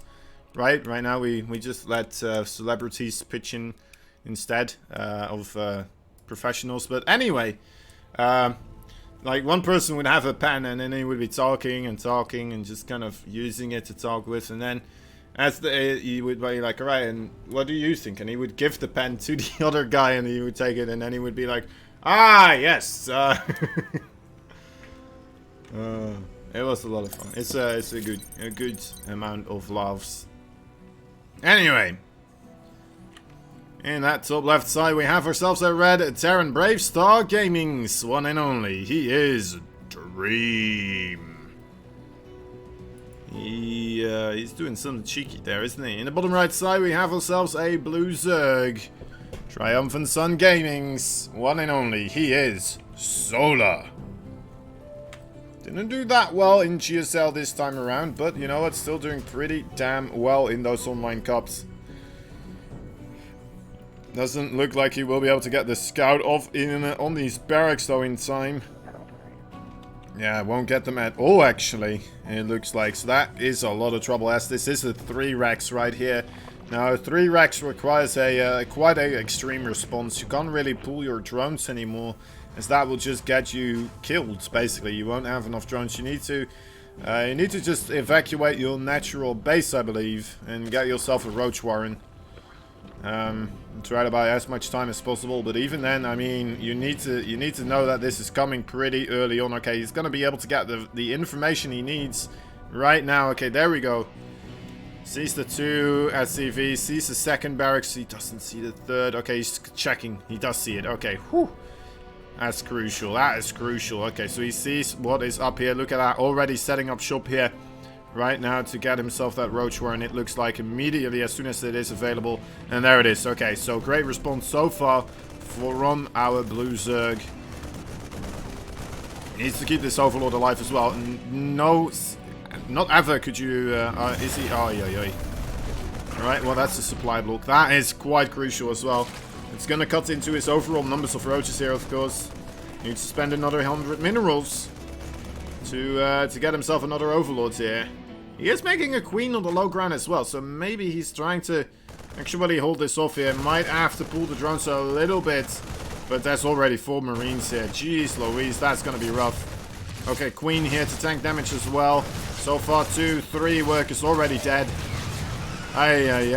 This is getting rather nasty. Okay, another queen coming in from behind actually is targeting down those marines rather nicely. There we go. Okay, does manage to save that one. Come on, save that drone. Okay, Solar is doing alright. Doing okay. Roach is now almost ready.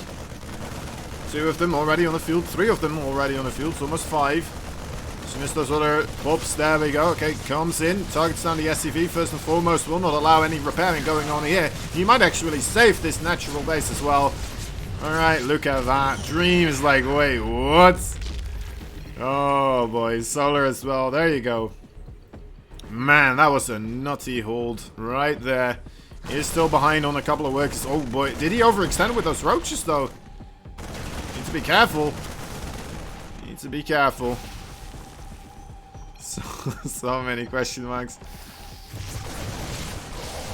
Solar's, what are you doing? Man, okay. You knew always on the ball here, giving us those 2 HP. 2 HP, Queen. Actually 1. Ah, Cha-ching Rush. Oh, man. You Interesting, interesting. Alright, so now Dream having to fly back with 3 barracks across the map here. Not getting a lot of stuff done. There's his base. He does have a bunker on that high ground. There is already an overlord right here as well, right? So we'll be able to... Who has the advantage? I think I know. I think I know. I have a little bit of an inclination here. There are still 3 Marines that they managed to get back across the map here as well. The Cyclone is going to be an enormous deal, right? How much is it going to get done? Is it going to get sniped off? Yeah. We need to see great control from both these players to see who will be the person taking charge in this sequence of events. There is the Cyclone, targets the Overlord. That is a big deal indeed. Actually, Solar hold positioning that Overlord, so it looks like that one will go. It doesn't die! Oh, you're joking. You're absolutely joking. Alright, well, he is still moving away. It's not gonna get much done anymore. Get to that high ground. Nope. Alright. Okay, so we're actually kind of going into a regular game. I put that in quotation marks. Solar here, of course, with the 37 workers. Looks pretty darn solid. Getting himself the layer tech now as well. I mean, as Dream, what are you really going to do? Third base, quickly. Yeah, that's the most common of responses here, right? The one way you might be able to get a comeback going as the Terran in these situations is just keep your opponent busy. And get yourself a third base. Starports. Alright. I thought he was going to go Banshees. You know what? I honestly thought the Banshee wouldn't be a bad play. Wait, is that Cyclone still doing work here?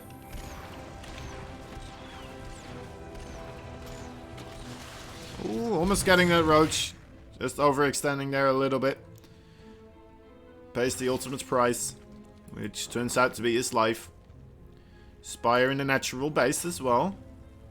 We are seeing a lot of Marines in the production tab, of course, though, but those 2 bases, not that easy to defend. If you don't have missile turrets. And not include that Mutalisk car on the way. And you're dropping. Oi, oi, oi. Right, so overall, still advantage to Solar, of course. 61 workers versus 39 after all. It's not unimpressive. He has, Dream does have Stim now. Let's see if he can get anything done, of course, with these Marines, right? If Solar is out of position here for a short moment, that could still be a whole lot of kills, but yeah, it looks like Dream, Dream not really finding too much just yet. Gets 2 queens, that's nice, that is always nice, of course. But you would like to have a little bit more here.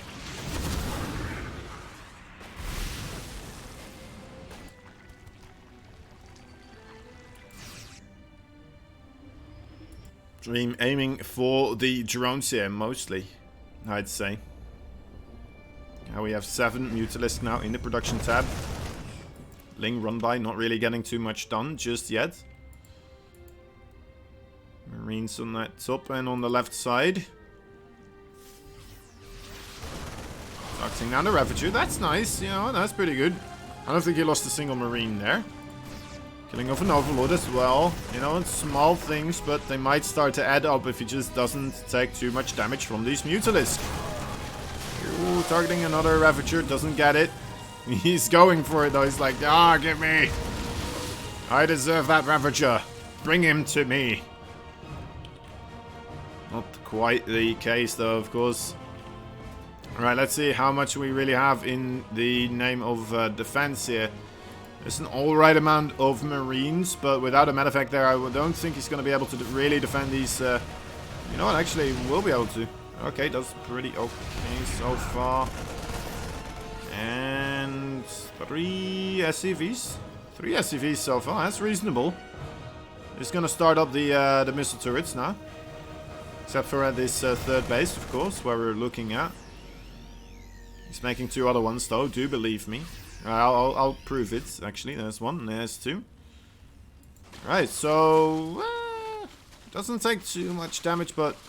Again, I mean... He's still behind. I hate to keep saying this. But he is still behind here with a good, like, 50... Well, actually, yeah, 40 supply here. But, I mean, it's becoming more and more possible, or plausible, that he actually does get some work done here in this game, right? That he might be able to equalize some stuff here. Look at that, these Marines are psychic. Getting there just in the nick of time. Has a good amount of Marines as well, spread out near those siege tanks. Will not be getting those picked off all too quickly. And the Mutalisks for Solar really haven't paid that much for themselves yet. Now, they don't really need to immediately, of course. It would be nice as soon as he's max supply to kind of try a little bit more with those. As then it's going to be easier for him to replenish. Without having to spend his money on other units. Because he can't. Because he's max supply. We're going to have to wait and see. The Marine spread overall here for Dream is absolutely stellar. Although that might also be a possibility then for Solar's high number of Mutalisks and Lynx Ravagers to come in one location and clean up a lot of them before actual reinforcements arrives. And just skedaddle the heck out of there again. Matter of fact, drop on this right side of the map. Okay, bailing speed is completing right now. Looks like Solar is aware. Well, almost aware. Almost looks like he's aware. Alright, there comes the first one. There's another Marine over here. Just gonna try to walk into the natural base himself. He's like, I know I didn't have a seat in that medevac, but this is my squadron too. He's gonna have a hard time. Okay, well, he's like, wait, how did you get here, sir? I mean, he did more on his own than the rest of the entire squadron did altogether. So props to him. Definitely props to him. Oh boy. It happened again. That guy less fortunate though. Okay, now... I mean, Dream... He does have a good army supply here, right? He managed to stay alive for a long time. He's grabbing himself a fourth base. He hasn't taken real economic damage anymore. After the economic damage he had inflicted upon himself. So going triple barracks across the map. Didn't lose that one siege. Ooh, misses one of the biles, so the siege tank lives. And this is still a scary army for Mr. Dream. The Ultralisk Scaveron still a long way away. Still 95 army supply versus 118. 120. Ay, ay, ay, ay, ay, ay. Gotta be careful with that. Solar can't afford to lose units like that, of course. Mutalisks, extremely expensive units. Needs to stay on top of those. Space over here, though. Dream not quite getting those siege tanks up into the location where he really needs them. Okay, replaces them immediately.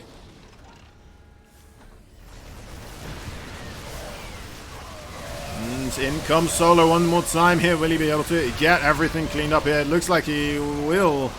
As that concave for those Ro8s and those Ravagers. A lovely surround there, coming in from multiple angles. Dream trying his best to kite backwards, but did lose a massive portion there of his overall forces.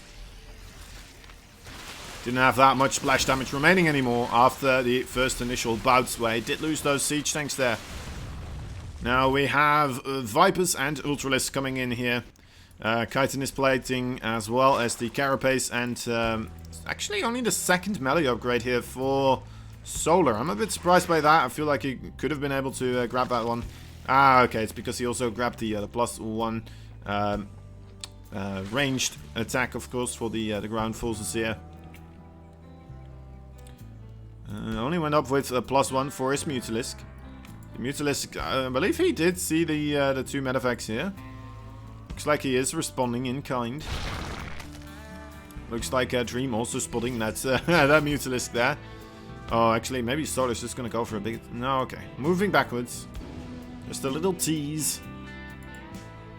He's gonna do it now. He's just scouting. He's trying to figure out where the army of Dream is. How big it is. As Dream, he did manage to get back to 200 supply here once again. And did manage to deny a base here. Might be able to get another good amount of work kills here.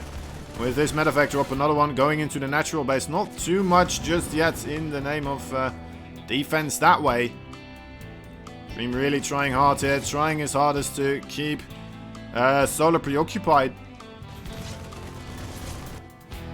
Solar, you know, he's getting pulled apart here a little bit, right? Also, the siege tanks now going uncontested, getting right on top of the edge of the creep here. Not that many marauders, though. This does have me a little bit worried. We need to see great shots from those siege tanks on top of the banelings. A couple of marines still. Actually, is that just a single marine? Yes, it is. Look at that. Ooh, Mr. Marine going for it. I don't know. We might want to see this fight, but that one marine in the main base, pretty gosh darn exciting, guys. Getting a whole lot of work done there. Okay, does manage to clean up that main attack, but at the same time, of course, still a little bit of trouble here. There's one marine, 6 kills right now. It's he did the most in that attack, although, of course, another base did get picked off here. This base did get reconstructed. Dream definitely making it work here. Doing some marvelous multi-pronged harassment. Keeping Solar absolutely spread apart here. And this is pretty nuts. This is pretty nuts here for Dream, doing an absolute crazy job. Does lose this medevac though, so will be the end of this drop on this side, but there are still more marines in this place over here as well. Targeting down more drones. Look at that. Solar all of a sudden finds himself with only 85, well, let me, wait, hold up. Let me say that again in the correct fashion. 58 workers. 58 workers, not that many here. Of course, now he does still have a scary army supply, right? So 120 army supply. Might still be able to be enough to wash over his opponents here. Might be more than enough, but if he does lose a big portion of his army, it's going to be more and more difficult to replenish all those forces. Alright, here we have a reasonable spread from our Terran player. I like the on two sides of the fence here, but you know what, it might just be a little bit too much still for Solar. He's pushing on through. The Ultralisk count is getting lower and lower though. The Banelings have shot all their loads. The Bio is still standing here, but the Ravagers as well still doing pretty strong. I think that Dream should be able to clean this up eventually, right, with reinforcements. But how much damage is he going to take before he really does? Those Corruptors as well still doing quite a number. Link's coming in now as well. I don't know, this might start to be a bit too much for Dream to handle. Planetary fortresses only available at that 4th base. The 3rd base completely open here. And that it might be too much right now. Solar taking quite a beating there. Dream really making it a close one. But ultimately, it looks like we will have ourselves a Zerg victor here in this first game between these two. GG is called. And there you have it, Solar taking on more Terran blood in the name of the Zerg. Gets himself the first victory here. Not too bad. Not too bad at all. Honestly, what a game there by Solar. Dream on the other hand, I mean, he played extremely well as well, I have to say. He got pretty nuts in the end with all the drops, all the medevac drops everywhere. Just didn't really have the stuff that he needed to counter the massive army at that point from Solar, right? Ultra's just kind of too much together with the Ravagers, and then all the Links coming in as well. The Ultras, Ravager, Corruptors, killing off all the siege tanks, killing off most of the AoE damage there. And yeah, Dream just not having really anything to fall back upon against those Ravagers, against the Roaches and the Zerglings. So yeah, gonna have to wait and see what happens in game number 2 coming up here. That felt like it could go both ways though. Honestly, that felt like it could go both ways, multiple occasions. And we have to remember, Solar he held that triple proxy barracks very nicely, right? Only took like 3 drone damage. 3 drone kills. And then Dream still has a game that looks like that. Impressive. Impressive indeed. Now, maybe Solar did feel a little bit uncomfortable. I wouldn't assume that he did, or that he would. Maybe, you know what, just going into a macro game from that point onwards. I really don't think that he would feel uncomfortable. Maybe there was some stuff there that he still could have done differently after the proxy 3 racks, but honestly, wow. Dream really, hats off to him. That was a crazy game that in no sense really should have been up to that standard. All right. Anyway, game number 2 between these 2 guys. So you know what? Let's hope we're gonna get a game number 3 after a series that starts off like that. Here we go. Here we go. Game number 2. In the top left side on Simulacrum, we have ourselves a red Terran from Brave Star Gaming. He's none other than Dream. Beating Scarlet so far, but will he be able to beat this guy as well? The blue Zerg in the bottom right side. He is none other than Triumphant Sun Gaming. Solar. Bennett's Buttheads, NG8 et al. Mr. Smash, Drumus. Thank you all for those follows. Very much appreciated. Oi, oi, oi, oi, that's gonna be a very quick scout this time around. You gotta admire Dream as well for taking this risk. Once again, gonna go for the proxy racks and actually going for the triple racks one more time here. This time it does get scouted, and actually he doesn't go for the 3rd. Okay, so he saw that he got scouted, so doesn't try to add another one. We'll just keep this one SCV here though to help out with the other 2. He's gonna try to get himself a drone kill. Loses one SCV here. The SCV not that lucky with the RNG. Okay, now he is. The other one in a lot of trouble though. Will get picked off before that barracks finishes, just barely. And this other SCV as well is gonna get picked off. Ay, ay, ay, ay, ay. That is very rough. Okay, one more SCV comes in. Maybe this one's gonna be a little bit more lucky. GG. Nope, never mind. GG.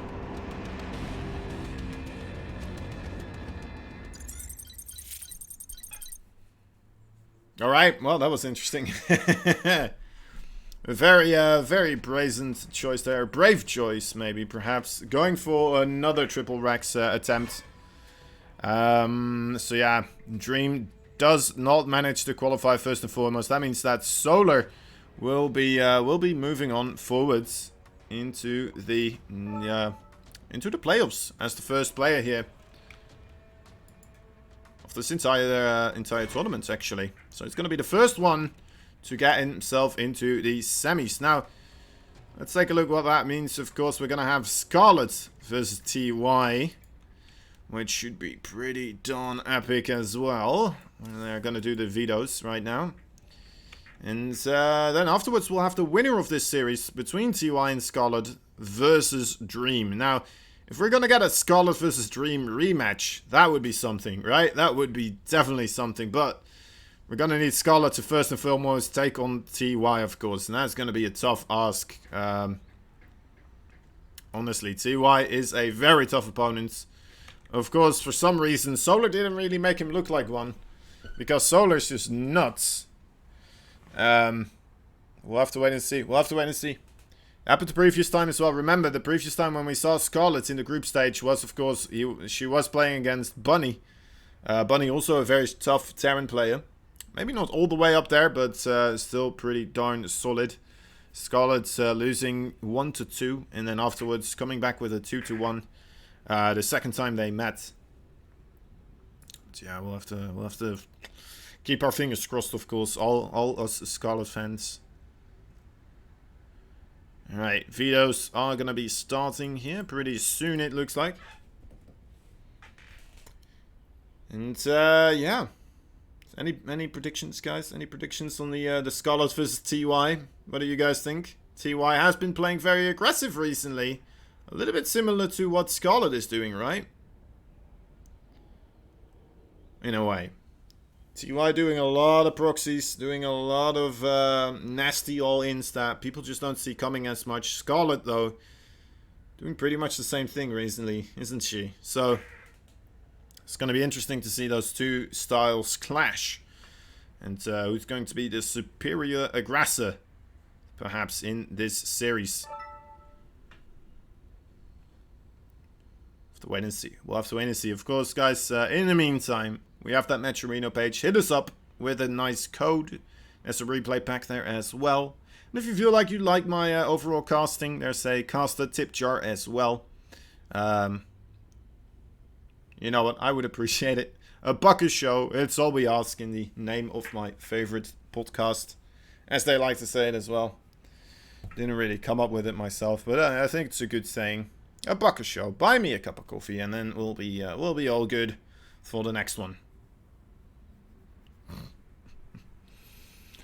Okay. Right. There it is. Okay. We're starting off with the veto process. Let's just look at it here for a little bit. We have the first veto for TY being Everdream. Scarlet's vetoing both Purity and Golden Wall again. So she really doesn't like those twos. For some reason. I don't know why. TY also banning Simulacrum. That means the other 3 maps still available will be the map pool. Now let's see which ones will be decided upon first to be played. Of course, Scarlet gonna have the choice there. Scarlet, where do you want to play first? Scarlet, is it gonna be Zen? Is it gonna be Eternal? Or is it gonna be the other one? Nightshade. All 3 those maps still available. We'll have to wait and see what she really goes for. She's thinking, guys. No sense in rushing this. Sorry, I had to squeeze out some tightness there.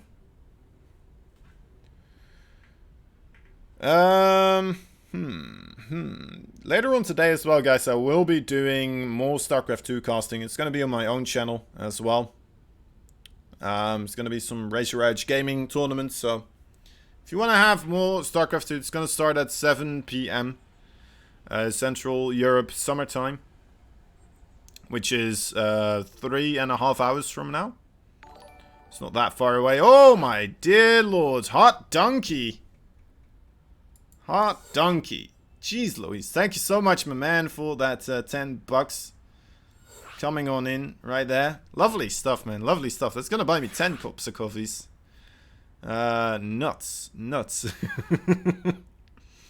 Gonna be able to get the whole team coffee now. That's nice. That's nice. Awesome, dude. Very much appreciated. Anyway. So yeah, we're gonna have some StarCraft on there as well. I believe it's gonna be Kelazur, I know is gonna be playing. Euthermal is gonna be playing on my channel. I'm not quite sure who they're gonna be playing against anymore. But those are the guys I'm hoping will win. Yes, they are the Dutchman and the honorary Dutchman, of course, Kelazur. Let me take a look. Let me take a look if I can quickly find it here. I said it's a pretty cool tournament as well. The other matches are going to be played on Creighton Olsen's channel. He was so kind to invite me for the other ones. All right, here we go. This should be the overall things. I'm not missing the. Okay, yeah, I'm in the lobby. That's good. Right, I am in the lobby. I am in the lobby. Okay, we're waiting for TY to give the ready sign. All right, so here we have it. Yeah, Euthermal versus Sol and Skillis versus Kelazur. Then I'm gonna have a little bit of downtime, so I might play some StarCraft myself or something. I don't know. We'll have to wait and see. And then we're gonna do the finals. Well, not the finals, the third place match on my channel. So yeah, that could be cool too. That could be cool too, guys. All right, just a heads up. It's later today, and then of course tomorrow. Is that when we're gonna start or continue the? I believe we're gonna continue the Cynical Death tournament. if I'm not mistaken. Let me actually check that one as well. It's just so much right now going on for us, which is pretty darn cool, of course. And let's take a look. Yeah. So tomorrow, in 18 hours and 19 minutes, we'll have the Cynical Death Tournament, Dream, Clam, more Scarlet, and also Zaun. So check that one out. It's actually going to be Dream versus Scarlet tomorrow as well in that group, which is interesting. Right now, of course, we might have Scarlet moving up against a Dream as well. We'll have to wait and see. Anyway, first she needs to get through this man, this absolute beast of a Terran player, of course, and it's a caster as well. Let's wait and see if he hopefully learns English and starts casting for us English folk as well. Although that would mean a whole lot of extra competition that I might not be up for. Anyway, he is the red Terran player. He is TY. In this top left side, we have ourselves a blue Zerg player. Well, she is she's the one and only Bravestar Gaming's Scarlet. A fan favorite to be sure.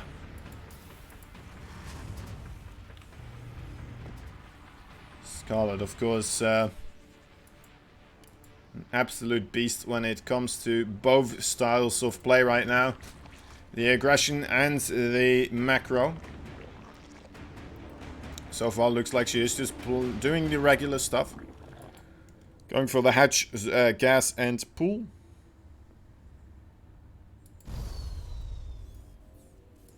She's really checking for proxy Rexes here as well. It's probably the right choice. TY has been known to do a whole lot of proxy Rexes recently. Not only in online cups, but also, of course, against Dark in the GSL. TY, though, you know what? Stays the course. Just stays in his own base. We'll be looking for some more regular play here. Goes for the Reaper, expand. Let's see the second gas just yet. Be interested to see whether he goes. He's one of those guys that goes for the refinery in front of the factory. Then we'll be going for the factory in front of the refinery here. Probably will get that one at a later point. Maybe he's looking to get that quick third command center again as well, right? As we've been seeing him do against Solar. Now, Scarlet did have the opportunity to see those matches, right? So let's see if she got any inspiration from Solar.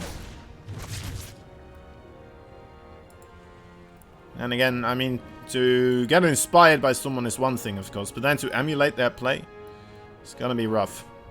It's gonna be rough, especially somebody of the overall stature of Solar. Man, that is incredibly capable in the game of StarCraft 2. Starport's being created now as well. TY anxiously waiting with that factory above that barracks, like, come on! I need my Hellions. And there we go. Lovely stuff. Saw the third base here. Didn't really get the denial on that one for too long. I don't think he got it actually at all, unfortunately here. But you know what? As a Scarlet fan, we'll have to rejoice for that not being delayed too much here. Nice creep spread so far as well, already going on. TY really not pushing his luck too much here, trying to get rid of those tumors. We now have two queens pushing forwards here, actually. There's the two Hellions coming to help out as well. Queens quickly marching back on top of that creep. We want to help out the third base here. And TY, instead of going for the Liberator this time around, he will be going for the Banshee. Banshee with the cloak play. We have a nice spread of those queens, zoning away the Hellions and the Reaper. And Overlings as well, of course, to block them off and allow the queens to continuously shoot away at those units. Well, you know what? A nice wrap around here for TY. We'll be able to find a little bit of an exposed drone there. Luckily for Scarlet, only one available there at the time for him to kill. But you know what? He is going to go in for wave number 2. And, well, queens are closer by, but still.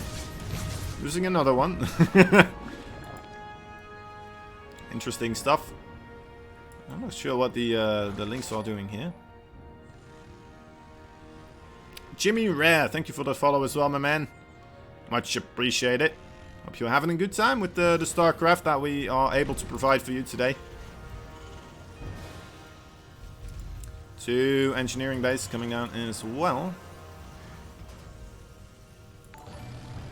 And Loner also joining in.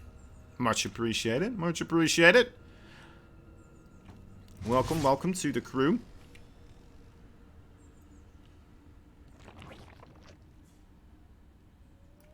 There's quite a couple of aliens still here, ready to pounce on any opportunity. We'll be able to one-shot those creep tumors here, thanks to that Reaper as well. Now, bailing speed nice and early here for Scarlet. There is that third base for TY now landing on location. Would like to see a fourth base coming up pretty soon here for Scarlet, but first she has to deal with these benches, of course. TY waiting for 2, so he will be able to one-shot those drones. Really making these a lot more lethal. Picks off another one of those gas mining workers here.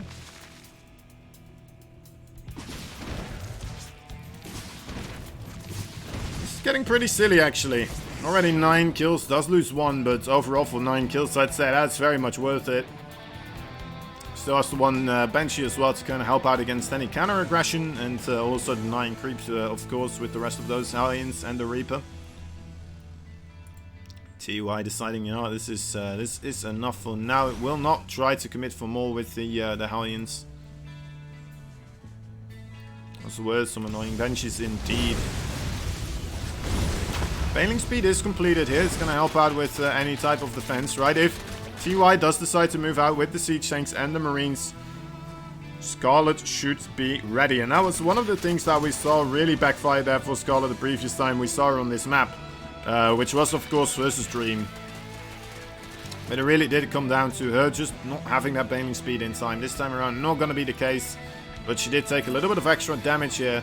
Perhaps because she did invest in that quicker bailing speed. Not having as many links, not having as many queens available, perhaps. Or sport crawlers. I'm not completely sure. Although, you know what, with those benches there, it's already quite difficult. No matter how many queens you have. And if you make too many spore crawlers, it kind of defeats the purpose, right? Because you lost those drones then anyway. Speed Overseer comes in, sees everything here. TY getting quite kind of aggressive, moving on forwards. It's a reasonable amount of creep. Might be enough for Scarlet to try and commit here. Does wait a little bit, tries to get some more banelings created. Sets up a nice flank as well. It should be enough here, should be enough. Actually, those siege tanks on the bottom side still pretty darn close for this flank. And actually, the spread here, not that well synchronized from Scarlet, unfortunately. The top side not really getting on top of the overall fight as quickly as the bottom did. So yeah, Scarlet with that desynchronization actually moving into another reinforcement wave here for TY, and that's going to be rough, honestly. Just slightly mismanaging the defense there, and now TY going to be able to absolutely push his way forwards, killing off all the tumors, killing off the base. Scholar doesn't want to give up just yet, but this is a dire situation. 35 army supply versus 106. It's very rough to really push your way back into this. The Banelings trying their best to get connections, but just won't be enough. Scarlet has to tap out, and GG it's called. TY takes game number 1. So yeah, that's a bit rough, of course. Scarlet needing to find a little bit more success there later on in the series. Might be able to get herself 2 wins in a row here. Perhaps, we'll have to hope. We'll have to hope. That was rough. That was very rough. Honestly, I don't think she expected that siege tank to be as low as it really was, right? That far backwards. Honestly, it was like TY was kind of expecting a run by there. At least some sort of a wraparound, multi-prong defense coming through. Just kind of prepped for it there in the end. So yeah, Scarlet then also at the same time, you know what, when she was already getting hit a little bit by the siege tanks, maybe thinking to herself, you know what, I might as well just go now because they're already taking a beating. And I'm in the range of the siege tanks anyway, right? So that means they're gonna shoot like one time less before I actually commit. And maybe that's gonna be enough here, but unfortunately it wasn't. Unfortunately it wasn't. A good attempt, but just falling a little bit short there due to the massive amount of marines and siege tanks that TY did accumulate over time here. Alright, so here we go again. TY and Scarlet. Let's see who will be the victor in game number 2. In the bottom left side, we have ourselves a red Terran player. He's actually teamless right now. But don't let that fool you. He's still pretty darn strong. Still has a lot of friends in the StarCraft 2 scene that are practicing with him. Of course, we all know that he played a lot with Jinna, Greenwing's Rogue, to face off against Dark recently. So he's been practicing this matchup, guys. Don't forget. Anyway, he is TY. Top right, we have ourselves a Blues fighting for Brave Star Gaming. She is the one and only Scarlet.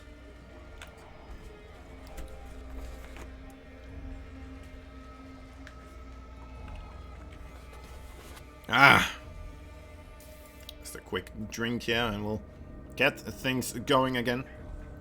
Just waiting for everything to kind of set up, of course.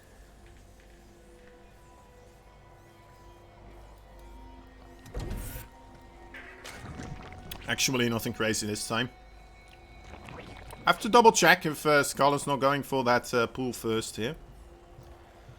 I wouldn't be opposed to a pool first, honestly, especially against TY. He's known to go for a very aggressive 2-Rex, so that would kind of already help out. And seeing the way she used the pool first previously as well, against a Dream, it definitely did a number on him. She almost managed to pull through with that one. It's taking a bit too much damage then later on by the benches perhaps, and well, yeah, the bailing speed, of course, being delayed.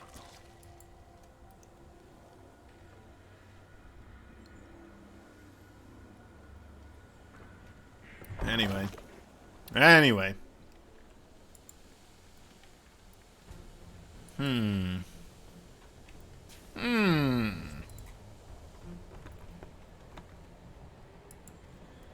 Standard of standards. Why is TY StarCraft handle TY? Does he realize that it reaches the... Wait, what? Does it? I mean, I didn't even realize that, so I don't think he realizes it.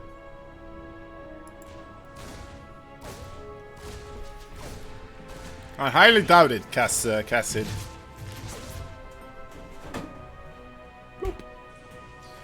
Alright. Reaper doing a nice job so far. Again, we're seeing this very quick third base coming for Mr. TY. He's doing a good job at being greedy. This might be another reason why that spawning pool first might work out well against TY. Although he might not go for the quick third, of course, if he does have that spawning pool against him. It's kind of interesting, actually. You might want to look at these replays here for check out when he's actually going for that third base. See what kind of things he checks for beforehand and stuff like that. Exactly, so I can get a good read on how he makes the decision to go for the third base or not. TY, a very smart player. Would be surprised if he doesn't really have some sort of a checklist in his head where that he kind of goes down to before he goes for that third base.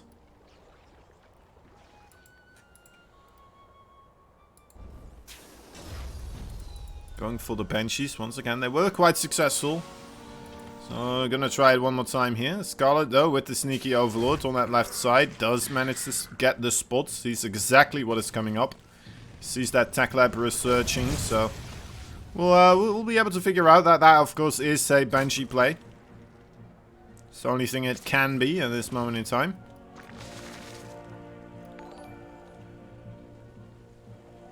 Unless if it's cancelled, of course, and it becomes a Liberator instead. But then again, the response to that is fairly similar. Unless if you're making an Overseer, trying to hold it back that way. Then again, having this lay attack right now also pretty good to get your baning speed in time.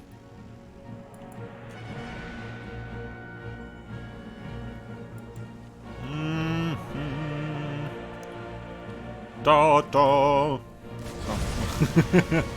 Sorry, I got whooshed by the music here.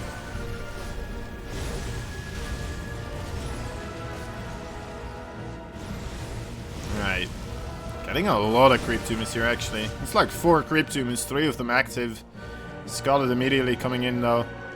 Gets a couple of them back, but at the same time, of course, those queens are needed perhaps on the other side here, because the Hellions are right on this location now.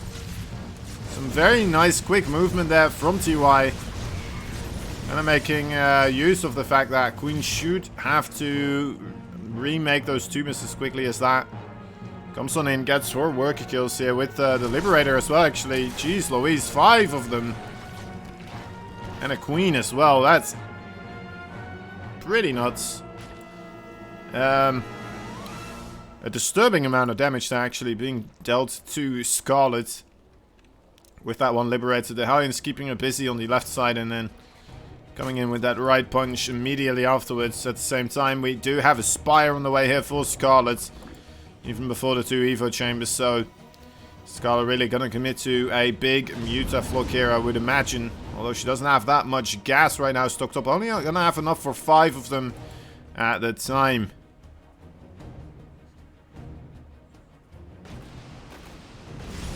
And oi oi oi, with this Marine Hellion attack coming in as well. We have Banings on the way, but no Baning speed here. And Mutas aren't going to be the answer for this one. 6 Mutas in particularly not really going to have enough punch to push this backwards. This could be a whole lot of damage once again here for being taken by our one and only Blue Zerg. Okay, trying to do this as cost efficiently as possible. Gets rid of those Hellions and you know what? TY does remove himself from this vicinity. Scarlet kind of can count her lucky stars there. Let's see why he did not try to push his luck. Although, you know what? With these siege tanks, I wouldn't be surprised that he's going to come in immediately right now again. Baning speed is about to be ready, but there's just no creep spread whatsoever on this side. Which is absolutely detrimental to hold back these types of pushes. Again, this Liberator looks like it's been healed up again, repaired fully. We'll be moving towards that natural base once more. He'll try his best to continue the damage that he was dealing beforehand as well, of course. There he goes. Wait, where's he going? Is this an F2 movement, TY? Are we seeing you use F2, TY? Is that what we're seeing here? We very well might. Look at that. Come in those Mutalisk so far. Doesn't look like they've managed to do too much. Of course, they did get scouted kind of early, so TY is completely prepared now with missile turrets. We're still seeing more Mutas being created. I mean, you do need more Mutalisk if you do plan to do actual damage with them on the other side of the map, but of course, you need to deny... Oh, actually, a massive Ling run by here. Look at that, and TY immediately roaming back with all his units here, coming back around. Maybe a bit too much, actually, being sent backwards. As it looks like his reinforcements are more than enough to hold this back. And now this could mean that Scarlet can clean up the attack at the front side here. It's gonna be now or never. Until before that reinforcements comes back, of course. One siege tank not sieged either, so this is a little bit of a dream scenario, but it's still not enough for Scarlet here to really push this off her side of the map. Scarlet is making a new base now on the just below her natural. It's a bit harder to defend as well at the same time, but then again, if TY is on this left side of the map, maybe you don't have to defend it, of course. Mutalisk now, are they plentiful enough? The Medevac's completely out of energy. Zerglings right on top of those Marines as well. And more Marines coming in. Those are fresh out of the oven. 2 medevacs as well.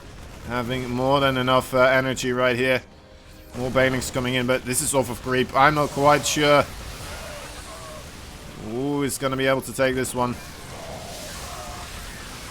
Oh my. I think TY may just start to really end this one here for Scarlet.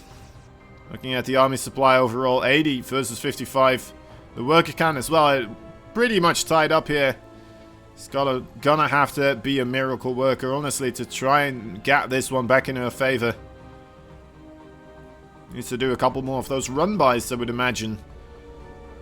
Get herself back. Give her a chance again, right? Anything, really. Mutalisk harassments could be a good call. There's more coming in for TY right now on that right side map. He's sending in more Marines, but actually now seeing all the Marines, or the Zerglings and the Banelings here, he's pulling back with that group of Marines. Again, maybe a little bit unnecessary. Could have been able to deny that base right there. But at the same time, now he does clean up these Mutalisk rather nicely. Pushes those backwards as well again.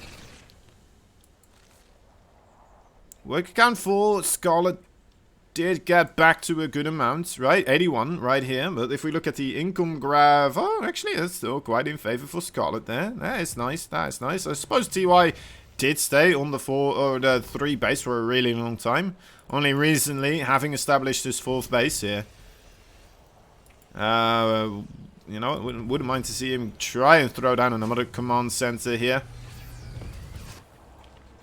Although, on the other hand, maybe you should try to push this advantage with that army supply right now.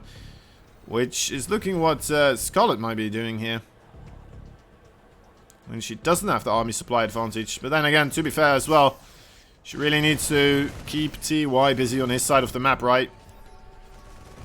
Doing more counter-aggression would be a great way to kind of keep TY on the back foot. So a big attack on the right side and a big attack on the left side here for TY. He's setting up. Okay, not really committing on that right side. On the left side, though, he will start pushing into this 4th base. Counter-attack of the Banelings right on top of the SCVs. Do manage to get quite good connections, and looks like he will be able to clean up this command center. Planetary Fortress dice, and actually great Baneling connections here as well. So Scarlet strikes back with a vengeance, actually. That's a pretty darn good job there. Absolutely amazing that she did manage to hold this one backwards. Wants to get that Thor, does manage to get that Thor, but a big, massive army for TY still right in front of this little bit of creep here. We still managed to get this nice little concave of emptiness where there's no creep whatsoever. How would you call this? A little ridge of creeplessness. He's just continuously been pushing through. He scans, verifies that there is in fact a base there. After seeing creep right here, I mean, you would kind of have to assume. But yeah, alright, in we go one more time, these Banelings. Let's see, the Widowmine not getting the greatest connections, but neither do the Banelings. Mutas and Zerglings are enough, though, to once again clean this up just barely. But it looks like Scarlet will still take economic damage on this other base right here on the right front. And that is not what we want to be seeing here for Scarlet at this moment in time. 71 works versus 71, but Scarlet now only on 4 bases. This is the 5th base of TY. What are these SCVs doing here? A little bit too eager to start working in the Zerg base here. Thought, you know what, I'll clean this base up and we'll make it a Terran base, but it was a little bit too soon with that one. Scarlet, I mean, with what she, how far behind she was already in this game for so long, it's quite amazing how long she's been able to hold on here and what she's really been getting done for herself. Great splits on those Zerglings, not taking too much damage from the Widowmines, but still, you have to be careful. These Marine numbers, they are quite terrifying. You need to ensure yourself a good amount of Baneling hits here. Otherwise, it's just not going to work out. All those, look at those Marines on the low ground. Quite terrifying. Oh, there's an orbital here. There's no planetary, actually. So a couple of Zerglings find themselves quite a nice little run by. It forces TY backwards once again. TY, it does seem like he's overreacting now and again, right? Kind of trying to ensure that he does not die to a run by here. But then when the forces that he was attacking with come back, they weren't really necessary anymore. Okay, does anticipate the movements of the Mutalisk here very nicely. And Scarlet's still hanging on, still trying her best, getting +3/+3 right now. Around the same time as, well, TY only his armor already has the +3 attack. He's getting that one right now. Also, we're seeing Adrenal Glands and +3 air weapons as well. So if Scarlet does manage to hold on here for a little bit longer, maybe Ultralisk will be coming into the field as well. That should be pretty darn good against those Marines that TY has, but Scarlet still, of course, needs to get herself in that situation first and foremost. He's trying to counter-attack here on the left side. Banelings need to get right on top of those Marines here. The Mutalisk, they are plentiful, but there's just so many Marines. I'm not quite sure if this is the best way to use your Mutas. Ay, ay, ay.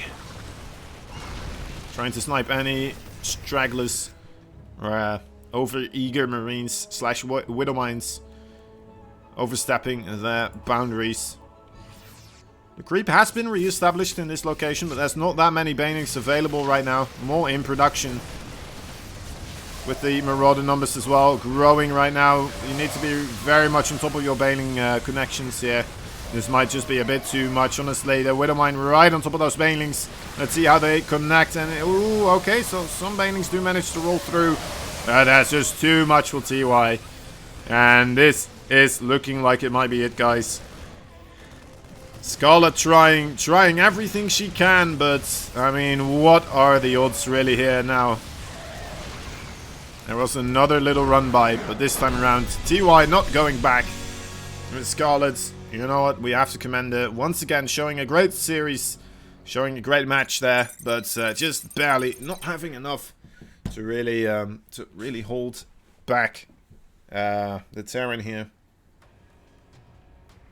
Almost making it work a couple of times, but yeah, TY survives, and Scarlet's going to be the first one eliminated in this second group stage. But you know what, guys? That means that we will have ourselves a TY versus Dream match coming up here, a TVT, which you know what, we haven't had a TVT today yet. So it's been a while actually since I've had a TVT to cast. And TY versus Dream, I mean, TY's TVT, always absolutely stellar. Dreams, I don't know if I've seen a lot of Dream TVT. I haven't seen a lot of Dream TVT. When is the last time I've seen Dream TVT? I'm not quite sure. I'm not quite sure at all. We'll have to wait and see.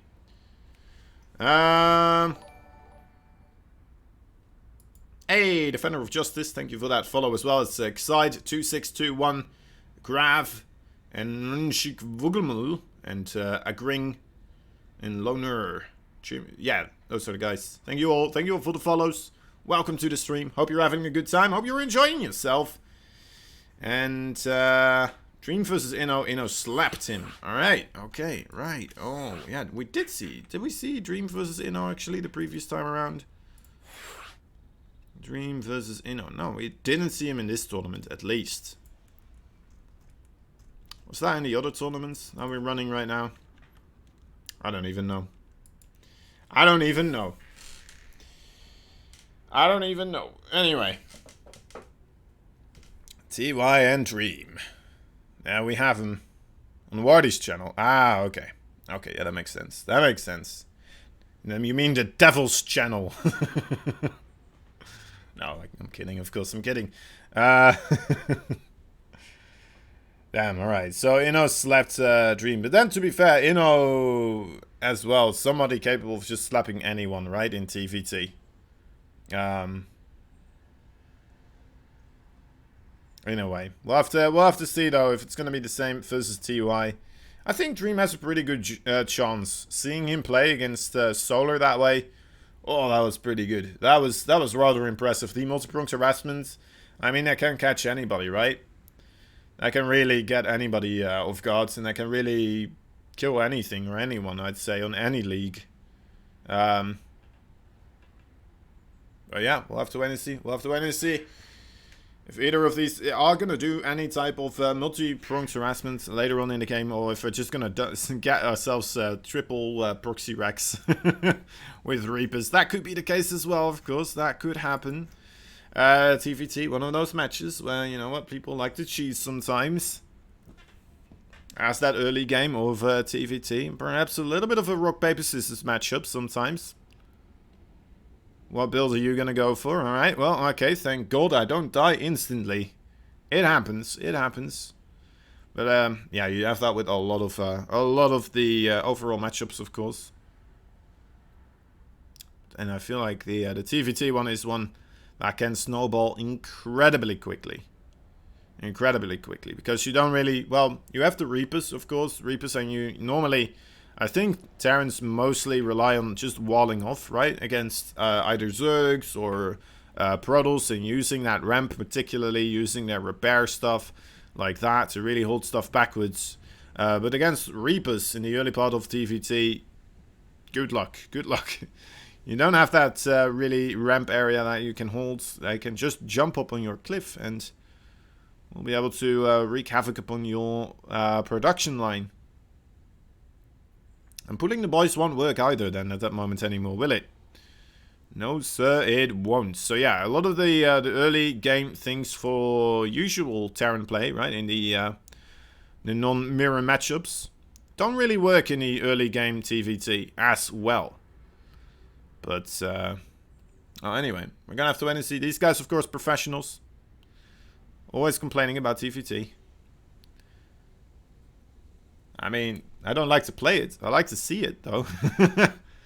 Just pointing out some things that can happen, mano. Why it's a little bit more volatile in that early game.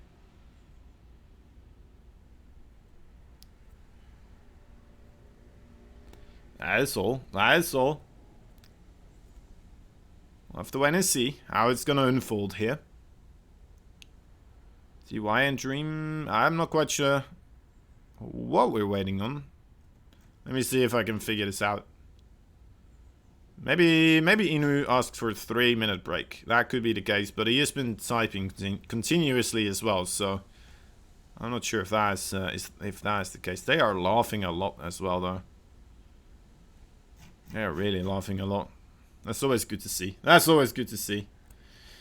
Anyway, guys, remember we have a Metrorino page as well. If you want to check out the Metrorinos, definitely go do so. There's a replay pack for the entire event. So all 7 days you will be able to get the replay pack for $10.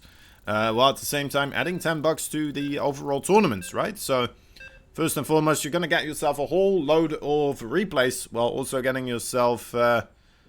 well, in good shoes with the esports gods, right? Because you've just pledged a whole bunch of, well, a good amount of money to StarCraft 2 players.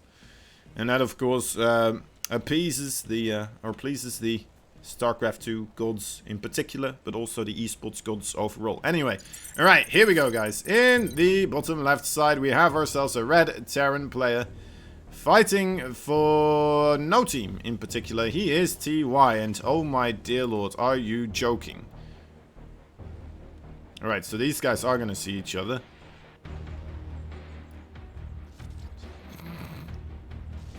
Come on. Alright, anyway, in the top right side there is a blue Terran player. He is none other than Bravestar Gaming's Dream. Wow, so both these guys were planning to proxy one another. The SCVs fighting each other in the middle of the map, and now both of them deciding, you know what, probably not the best idea anymore to go for that proxy Rex. Probably not gonna work. So yeah, now both of them are gonna have to be kind of careful, right? One of these players might be able to squeeze out a little bit more economy. We'll have to wait and see. 2 Rex coming down for Dream first and foremost. will be allowing himself to at least be ready in case there are still barracks on the other side of the map being placed. On the bottom left side we have TY. You two fun. Man. Alright, alright. Oh, that's funny. Anyway, TY just playing it kind of greedy here, it looks like. We'll go for the one gas expand. After holding back the, well, scouting the SCV here, of course. Seeing that it is not coming, so maybe if Dream did still commit there for some reason. After it had been scouted, maybe it would have worked. Maybe it would have worked. Gonna have to wait though for what is gonna happen next. Factory needs to be created quickly here for TY. As the double Reaper production for Dream, of course, still quite capable of dishing out a nice punch here against that one gas opening straight into a factory from TY. Dream is also going with the one gas opening here, but of course delays his command center a little bit because of that second barracks there. Let's wait and see if these Reapers will be able to get much done. Ooh, the nade just barely not there in the right place. That's a bit of trouble there for Dream. Gonna jump off this cliff, and actually that Reaper's getting lower and lower on the HP scale. Oh, TY actually is he gonna try to intercept this Reaper. He might be able to actually. Ooh, crazy. And now TY's like, wait, hold up, there's another Reaper in my base. We'll be able to find this Reaper though. Okay, so that one is a goner. But yeah, killing a Marine here, killing of a SCV. Might be able to get another one. That Hellion is dangerously close to finishing though. Let's see how much damage he can really get done before the Hellion does do its job. And there you have it, 5 workers, 6 workers, 6 workers. That's quite a lot of damage, guys. That is a lot of damage with those Reapers here, and that might just be already too much. Oh, you know what, Dream even getting himself a 3rd base. So I'm not sure what TY's plan is, but if it's not try to deal damage as well, I'm not sure if he's going to be able to recover financially from this.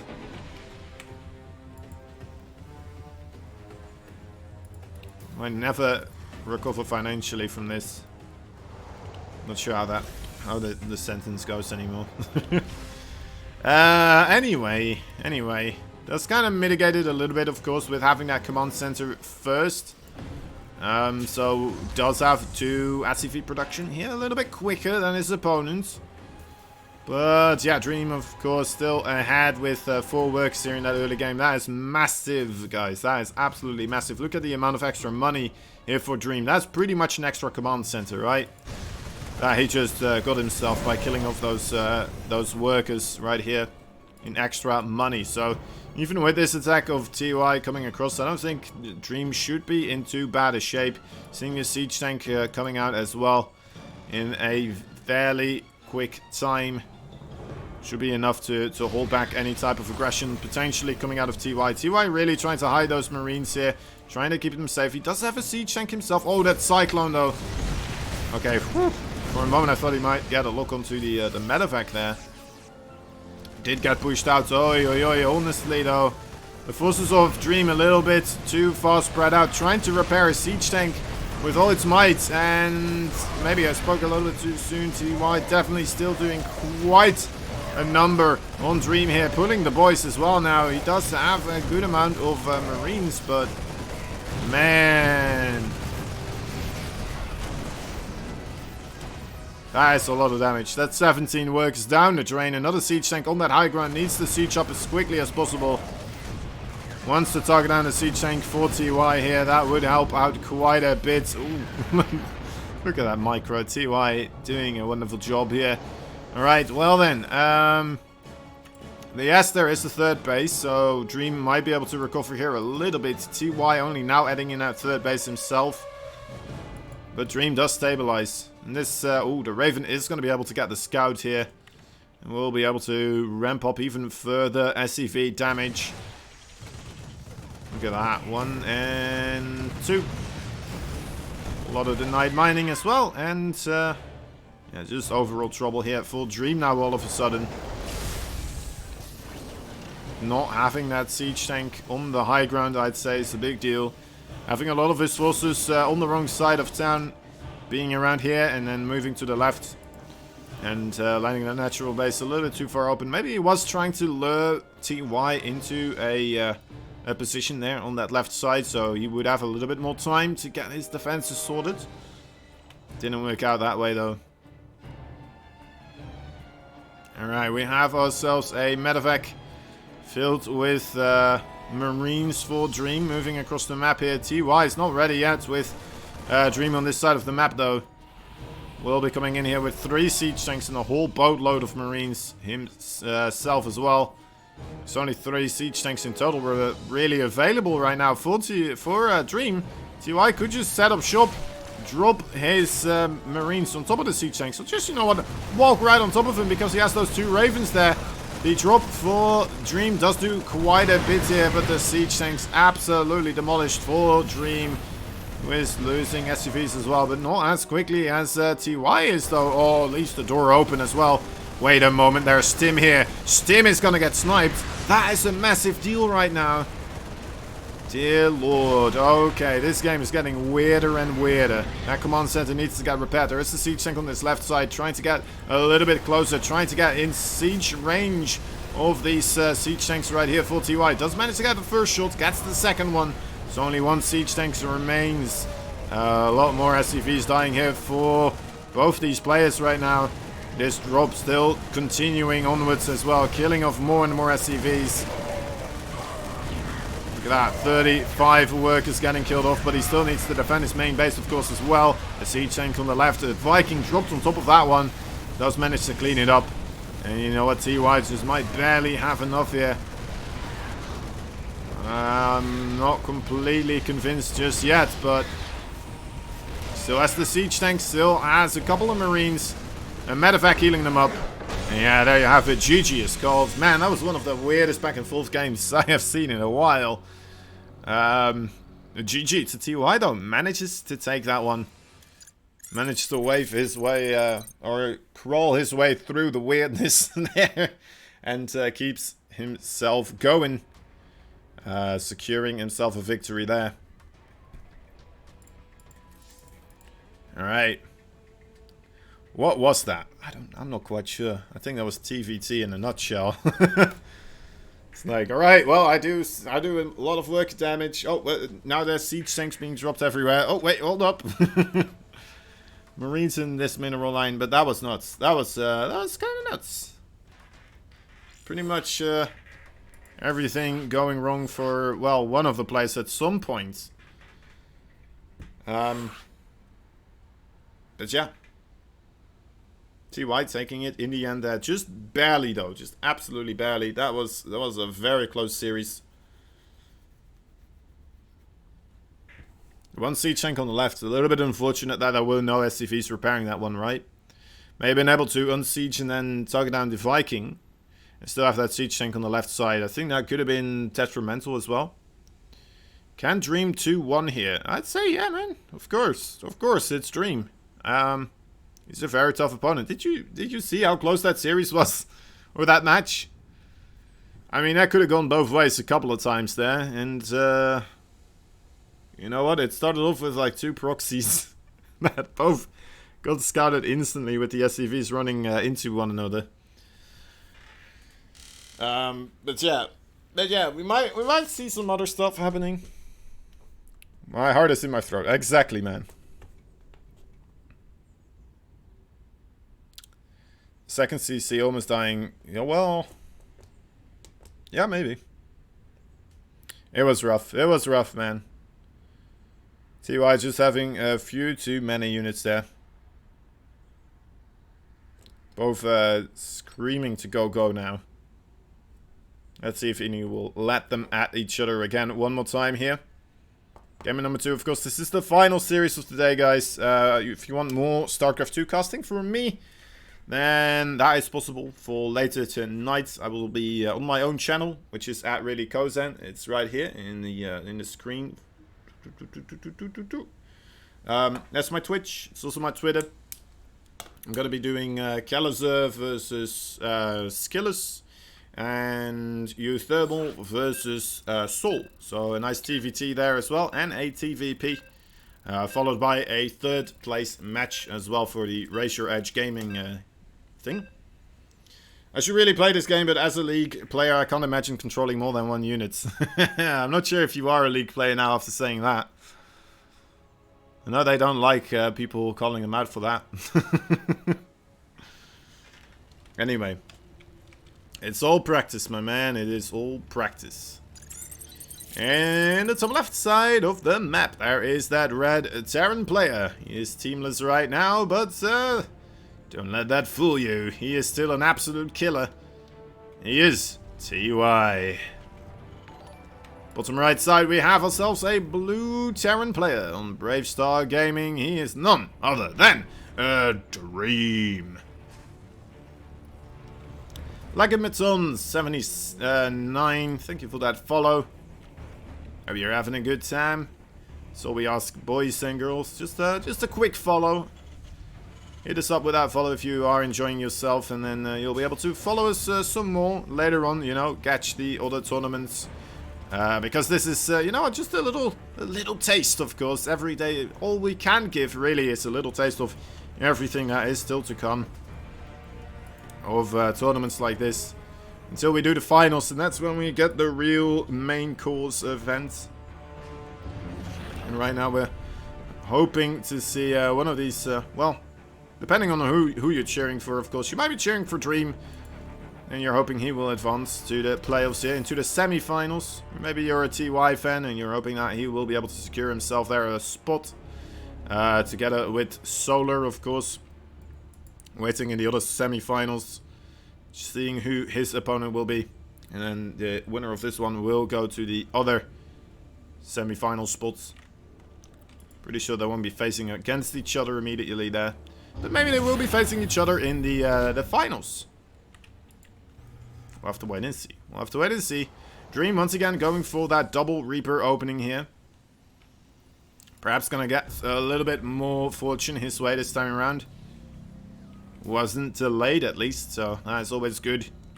The double Reaper opening it is safe, of course, but against what TY is doing, I would say just kind of puts you behind ever so slightly.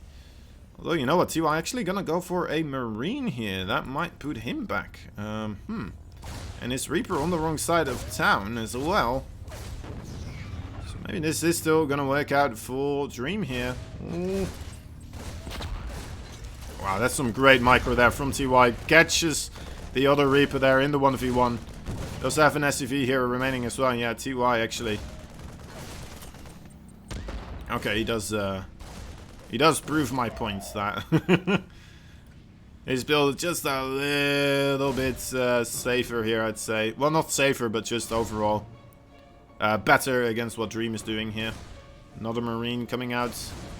TY does lose another SCV there, but it's going to clean this up here. It looks like that Reaper should not be able to escape here. Ooh, TY. A little miss micro there. Would have been able to catch that Reaper there. Didn't want to lose his own Reaper in the process, though.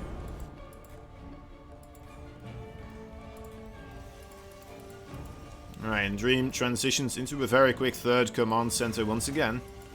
As TY once again looking for that starport, well, factory and barracks here. Wait a moment. Alright.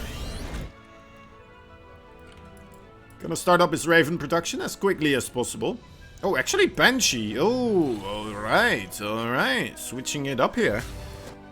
That's pretty cool. That's pretty cool. Was not expecting this one. Adibu SC2 as well, and Legamenton 79. Thank you for those follows as well.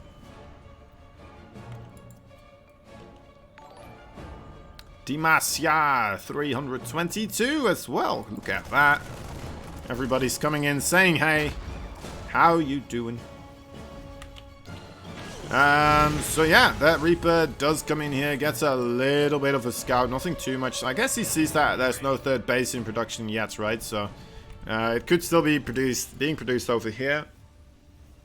But it's a little bit unlikely. More likely for the third base to be placed over here, of course, with the better third base location being a little bit further away from your opponents against those counter pushes.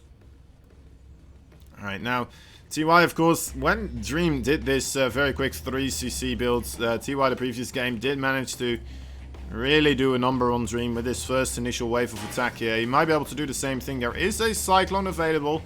Also a Raven on the way. There's no Cloak just yet, but yeah, this shouldn't be able to do too much here, right? Gets 3 kills and does manage to get out of there again. Keeping that Raven, the Banshee alive is a big deal. It always helps out having more units stay alive.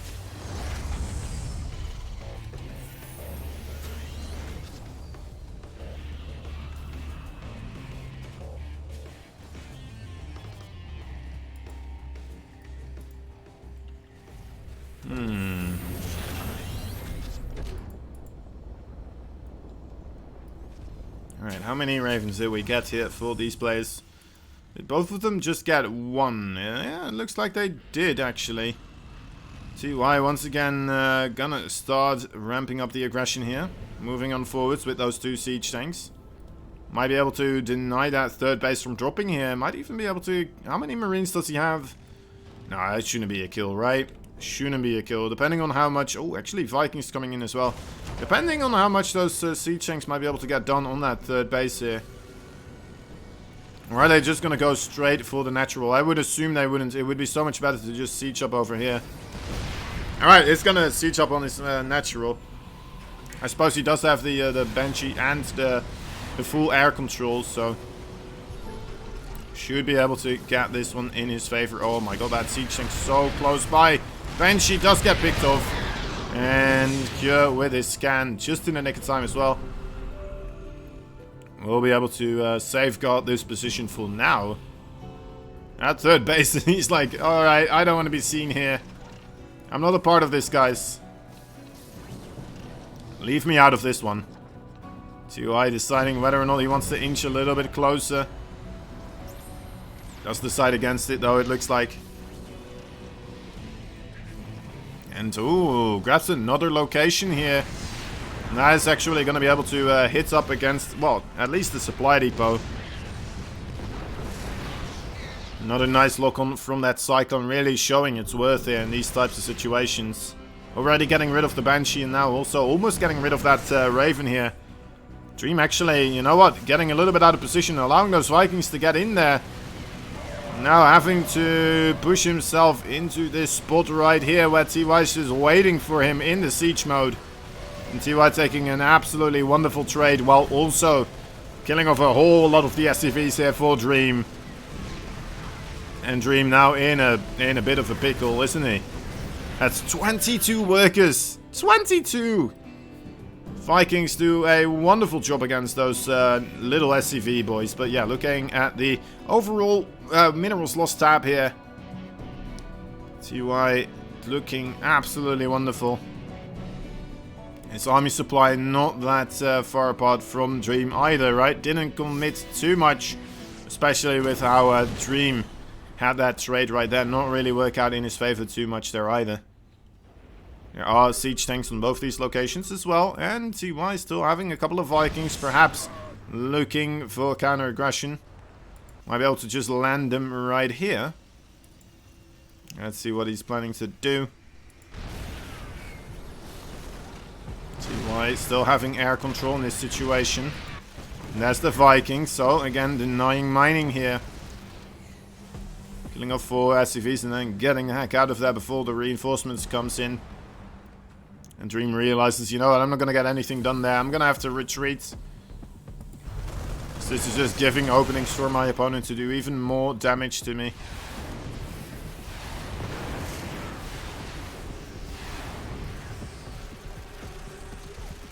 A little bit of micro there. I like that Dream didn't land both those Vikings. Of course, TY kind of hoping that he would. And then he would be able to just lift up himself again and try to get out of there that way. Wasn't happening though. I like this though, the supply depots on the edge. You see Protoss do this a whole bunch, right? With the with the pylons. You don't see that much from Terran, though.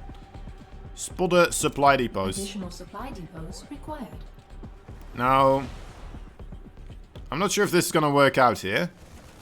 Those Vikings look eerily close by. And there's 2 missile turrets here. Oh, yeah. Okay, so one medevac completely not going to unload at all. But, oh, yeah, there's... Look at that, there's Liberators here as well. There's so many Marines nearby. That's going to be it, guys. That's going to be GG, I'm assuming. 18 SCVs did die, though. I think he just pulled them all into there, but... Actually, no. Wait, hold up. Is that dying elsewhere? Looking at this, I thought that was way more supply for Dream going down, but he's still pretty good. He's actually up in workers right now after killing 18 SCVs. Hold up. Hold up. Hold that phone. Hello, sir. Yes, it's me. Is it Dream? Yes, it's me. Dream, did you just do a whole bunch of damage there? Yes, I did. Oh my god, Dream. Dear Lord. Well, okay. TY at 71 army supply versus 55, but of course with Defender's advantage. Dream should be able to hold his own here. Might not be able to keep this 5th base or the 4th base going. And that's exactly what he does. Does get the cancel there. A wise choice. Stimming right on top of the siege tanks here. There's too many Marines here for you to handle, Dream. But does pick off 2 tanks there. Still a nice trade. TY. Ooh, TY does have the opportunity to start sieging up in this location. Dream does look like he is anticipating this move. So start setting up Marines on this spot right here. And TY, that's why he's putting his siege tanks a little bit to the left.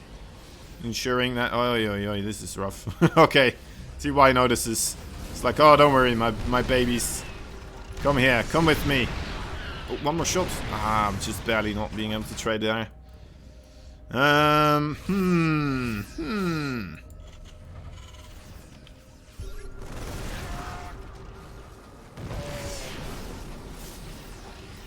Okay, well, another fight here in the middle.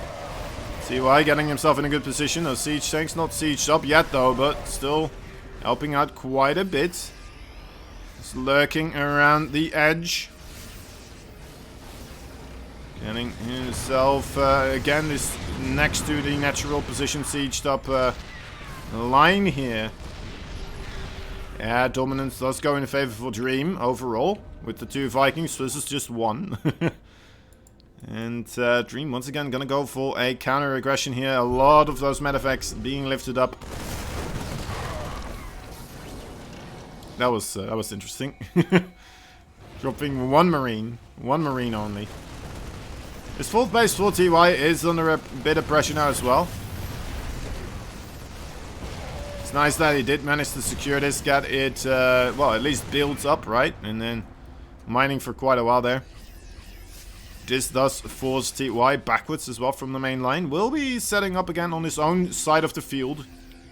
Trying to stim the bleeding here.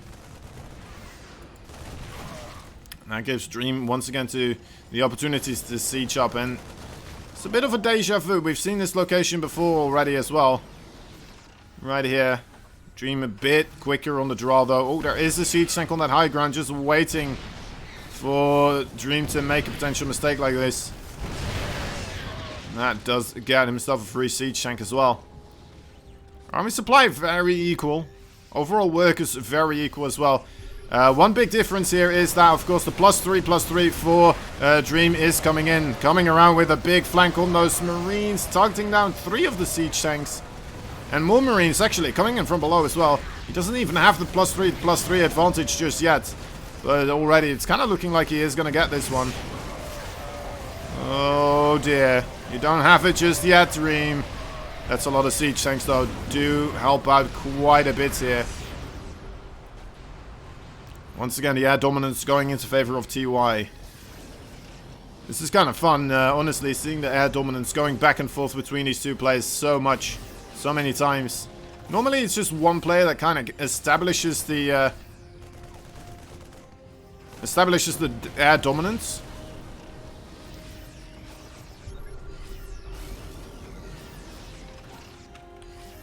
But this time around, they've just continuously been able to keep the other person preoccupied. Now, TY has been mining off of... Actually, he's on 5 bases now. Where the hell do you get these bases from, TY? Is it too much, though? Did he overcommit to bases? With the +3/+3 not being ready yet for TY here. A big attack coming through for our blue Terran player on this 4th base here as well. He realizes that there is a 4th base now. Vikings landing on top of these siege tanks, so we'll be able to clean that one up. Dream quickly trying to come back to safeguard those. Oh, actually, he does manage to get them. Well, keep at least one of them alive. But yeah, not being able to really get on top of that. Oh, you want to be careful. Liberators still do anti-air damage as well. Wow, saving a tank. Nuts. Very quick reaction there. Okay, the +3/+3 advantage. Not really that significant anymore, as it is finishing up here for TY as well. TY, what are you doing? Don't fight now! You don't have it yet, Mr. TY. Oh my god, this is... Ooh, that could be bad. Okay, he has it about now. There we go. Okay, we're tied up again on upgrades. Except for the +2 weapons upgrade available for Dream here, of course. Would love to see +3 siege tank weapon upgrades as well. Liberators in the mix for TY with his finally established air dominance. Actually, there's no Vikings on the field. When's the last time you've seen a TVT with Liberators but with 0 Vikings on either side?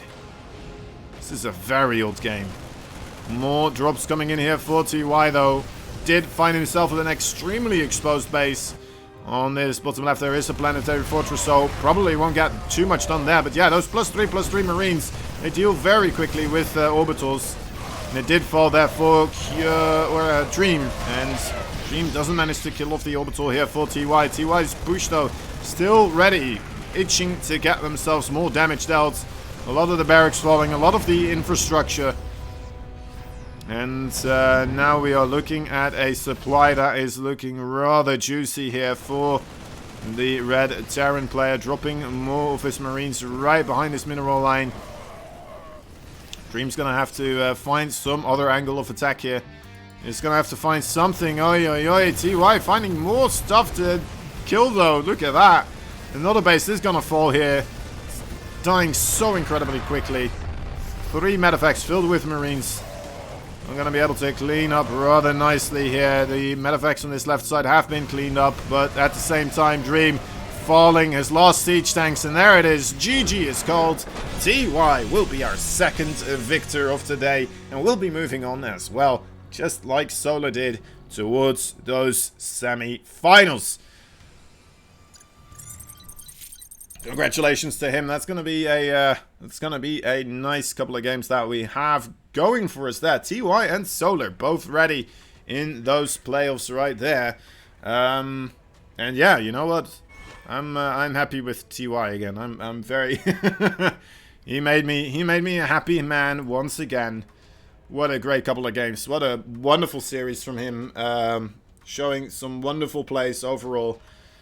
And man, oh man, this was a not stay over. We had some great series. Honestly, this was a very good one. Remember, if you want to have the replays, go check out the Matcherino. You will be able to buy them right there, or you can buy into the Patreon page as well, right? If you become a Patreon, I think it might even be. I don't want to say cheaper, but overall more value, right? If you make that monthly committal, you'll be able to get up to a whole lot more replays and get a lot of value that way. Or if you just want the replays from this tournament, go check out the Matcherino. That's available as well. Anyway, guys, if you want to see more StarCraft casted by me, then go check out Really Kozan, the Twitch.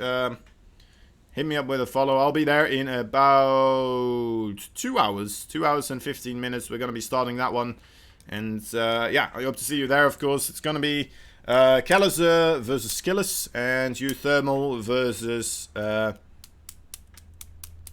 Sol, right? So a TVT and a TVP on the menu there. And we'll have a third place match as well to be played afterwards, right? Okay, so, guys, any questions? Anything left out? I don't think so. I don't think so.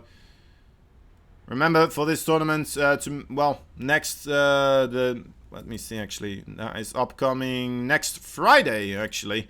We'll have ourselves the Group B, where Innovation, Zest, Rogue, and Cure are going to be taking place in a similar group bracket style, right? Innovation versus Zest, Rogue versus Cure afterwards, and we'll see which one of those two, which two of those four will be moving on as well to the semis. Alright. Bam! Let me see who we are going to be throwing a little bit of a raid to, of course. Let's see who is online of the ITaX family. Let me take a quick gander here on the Twitcherunos. Who do we want? Who do we want? Oh, look at that. Cynical Death coming in as well. Lovely stuff, lovely stuff. Alright, let me take a look at who we have. I don't see anyone, honestly.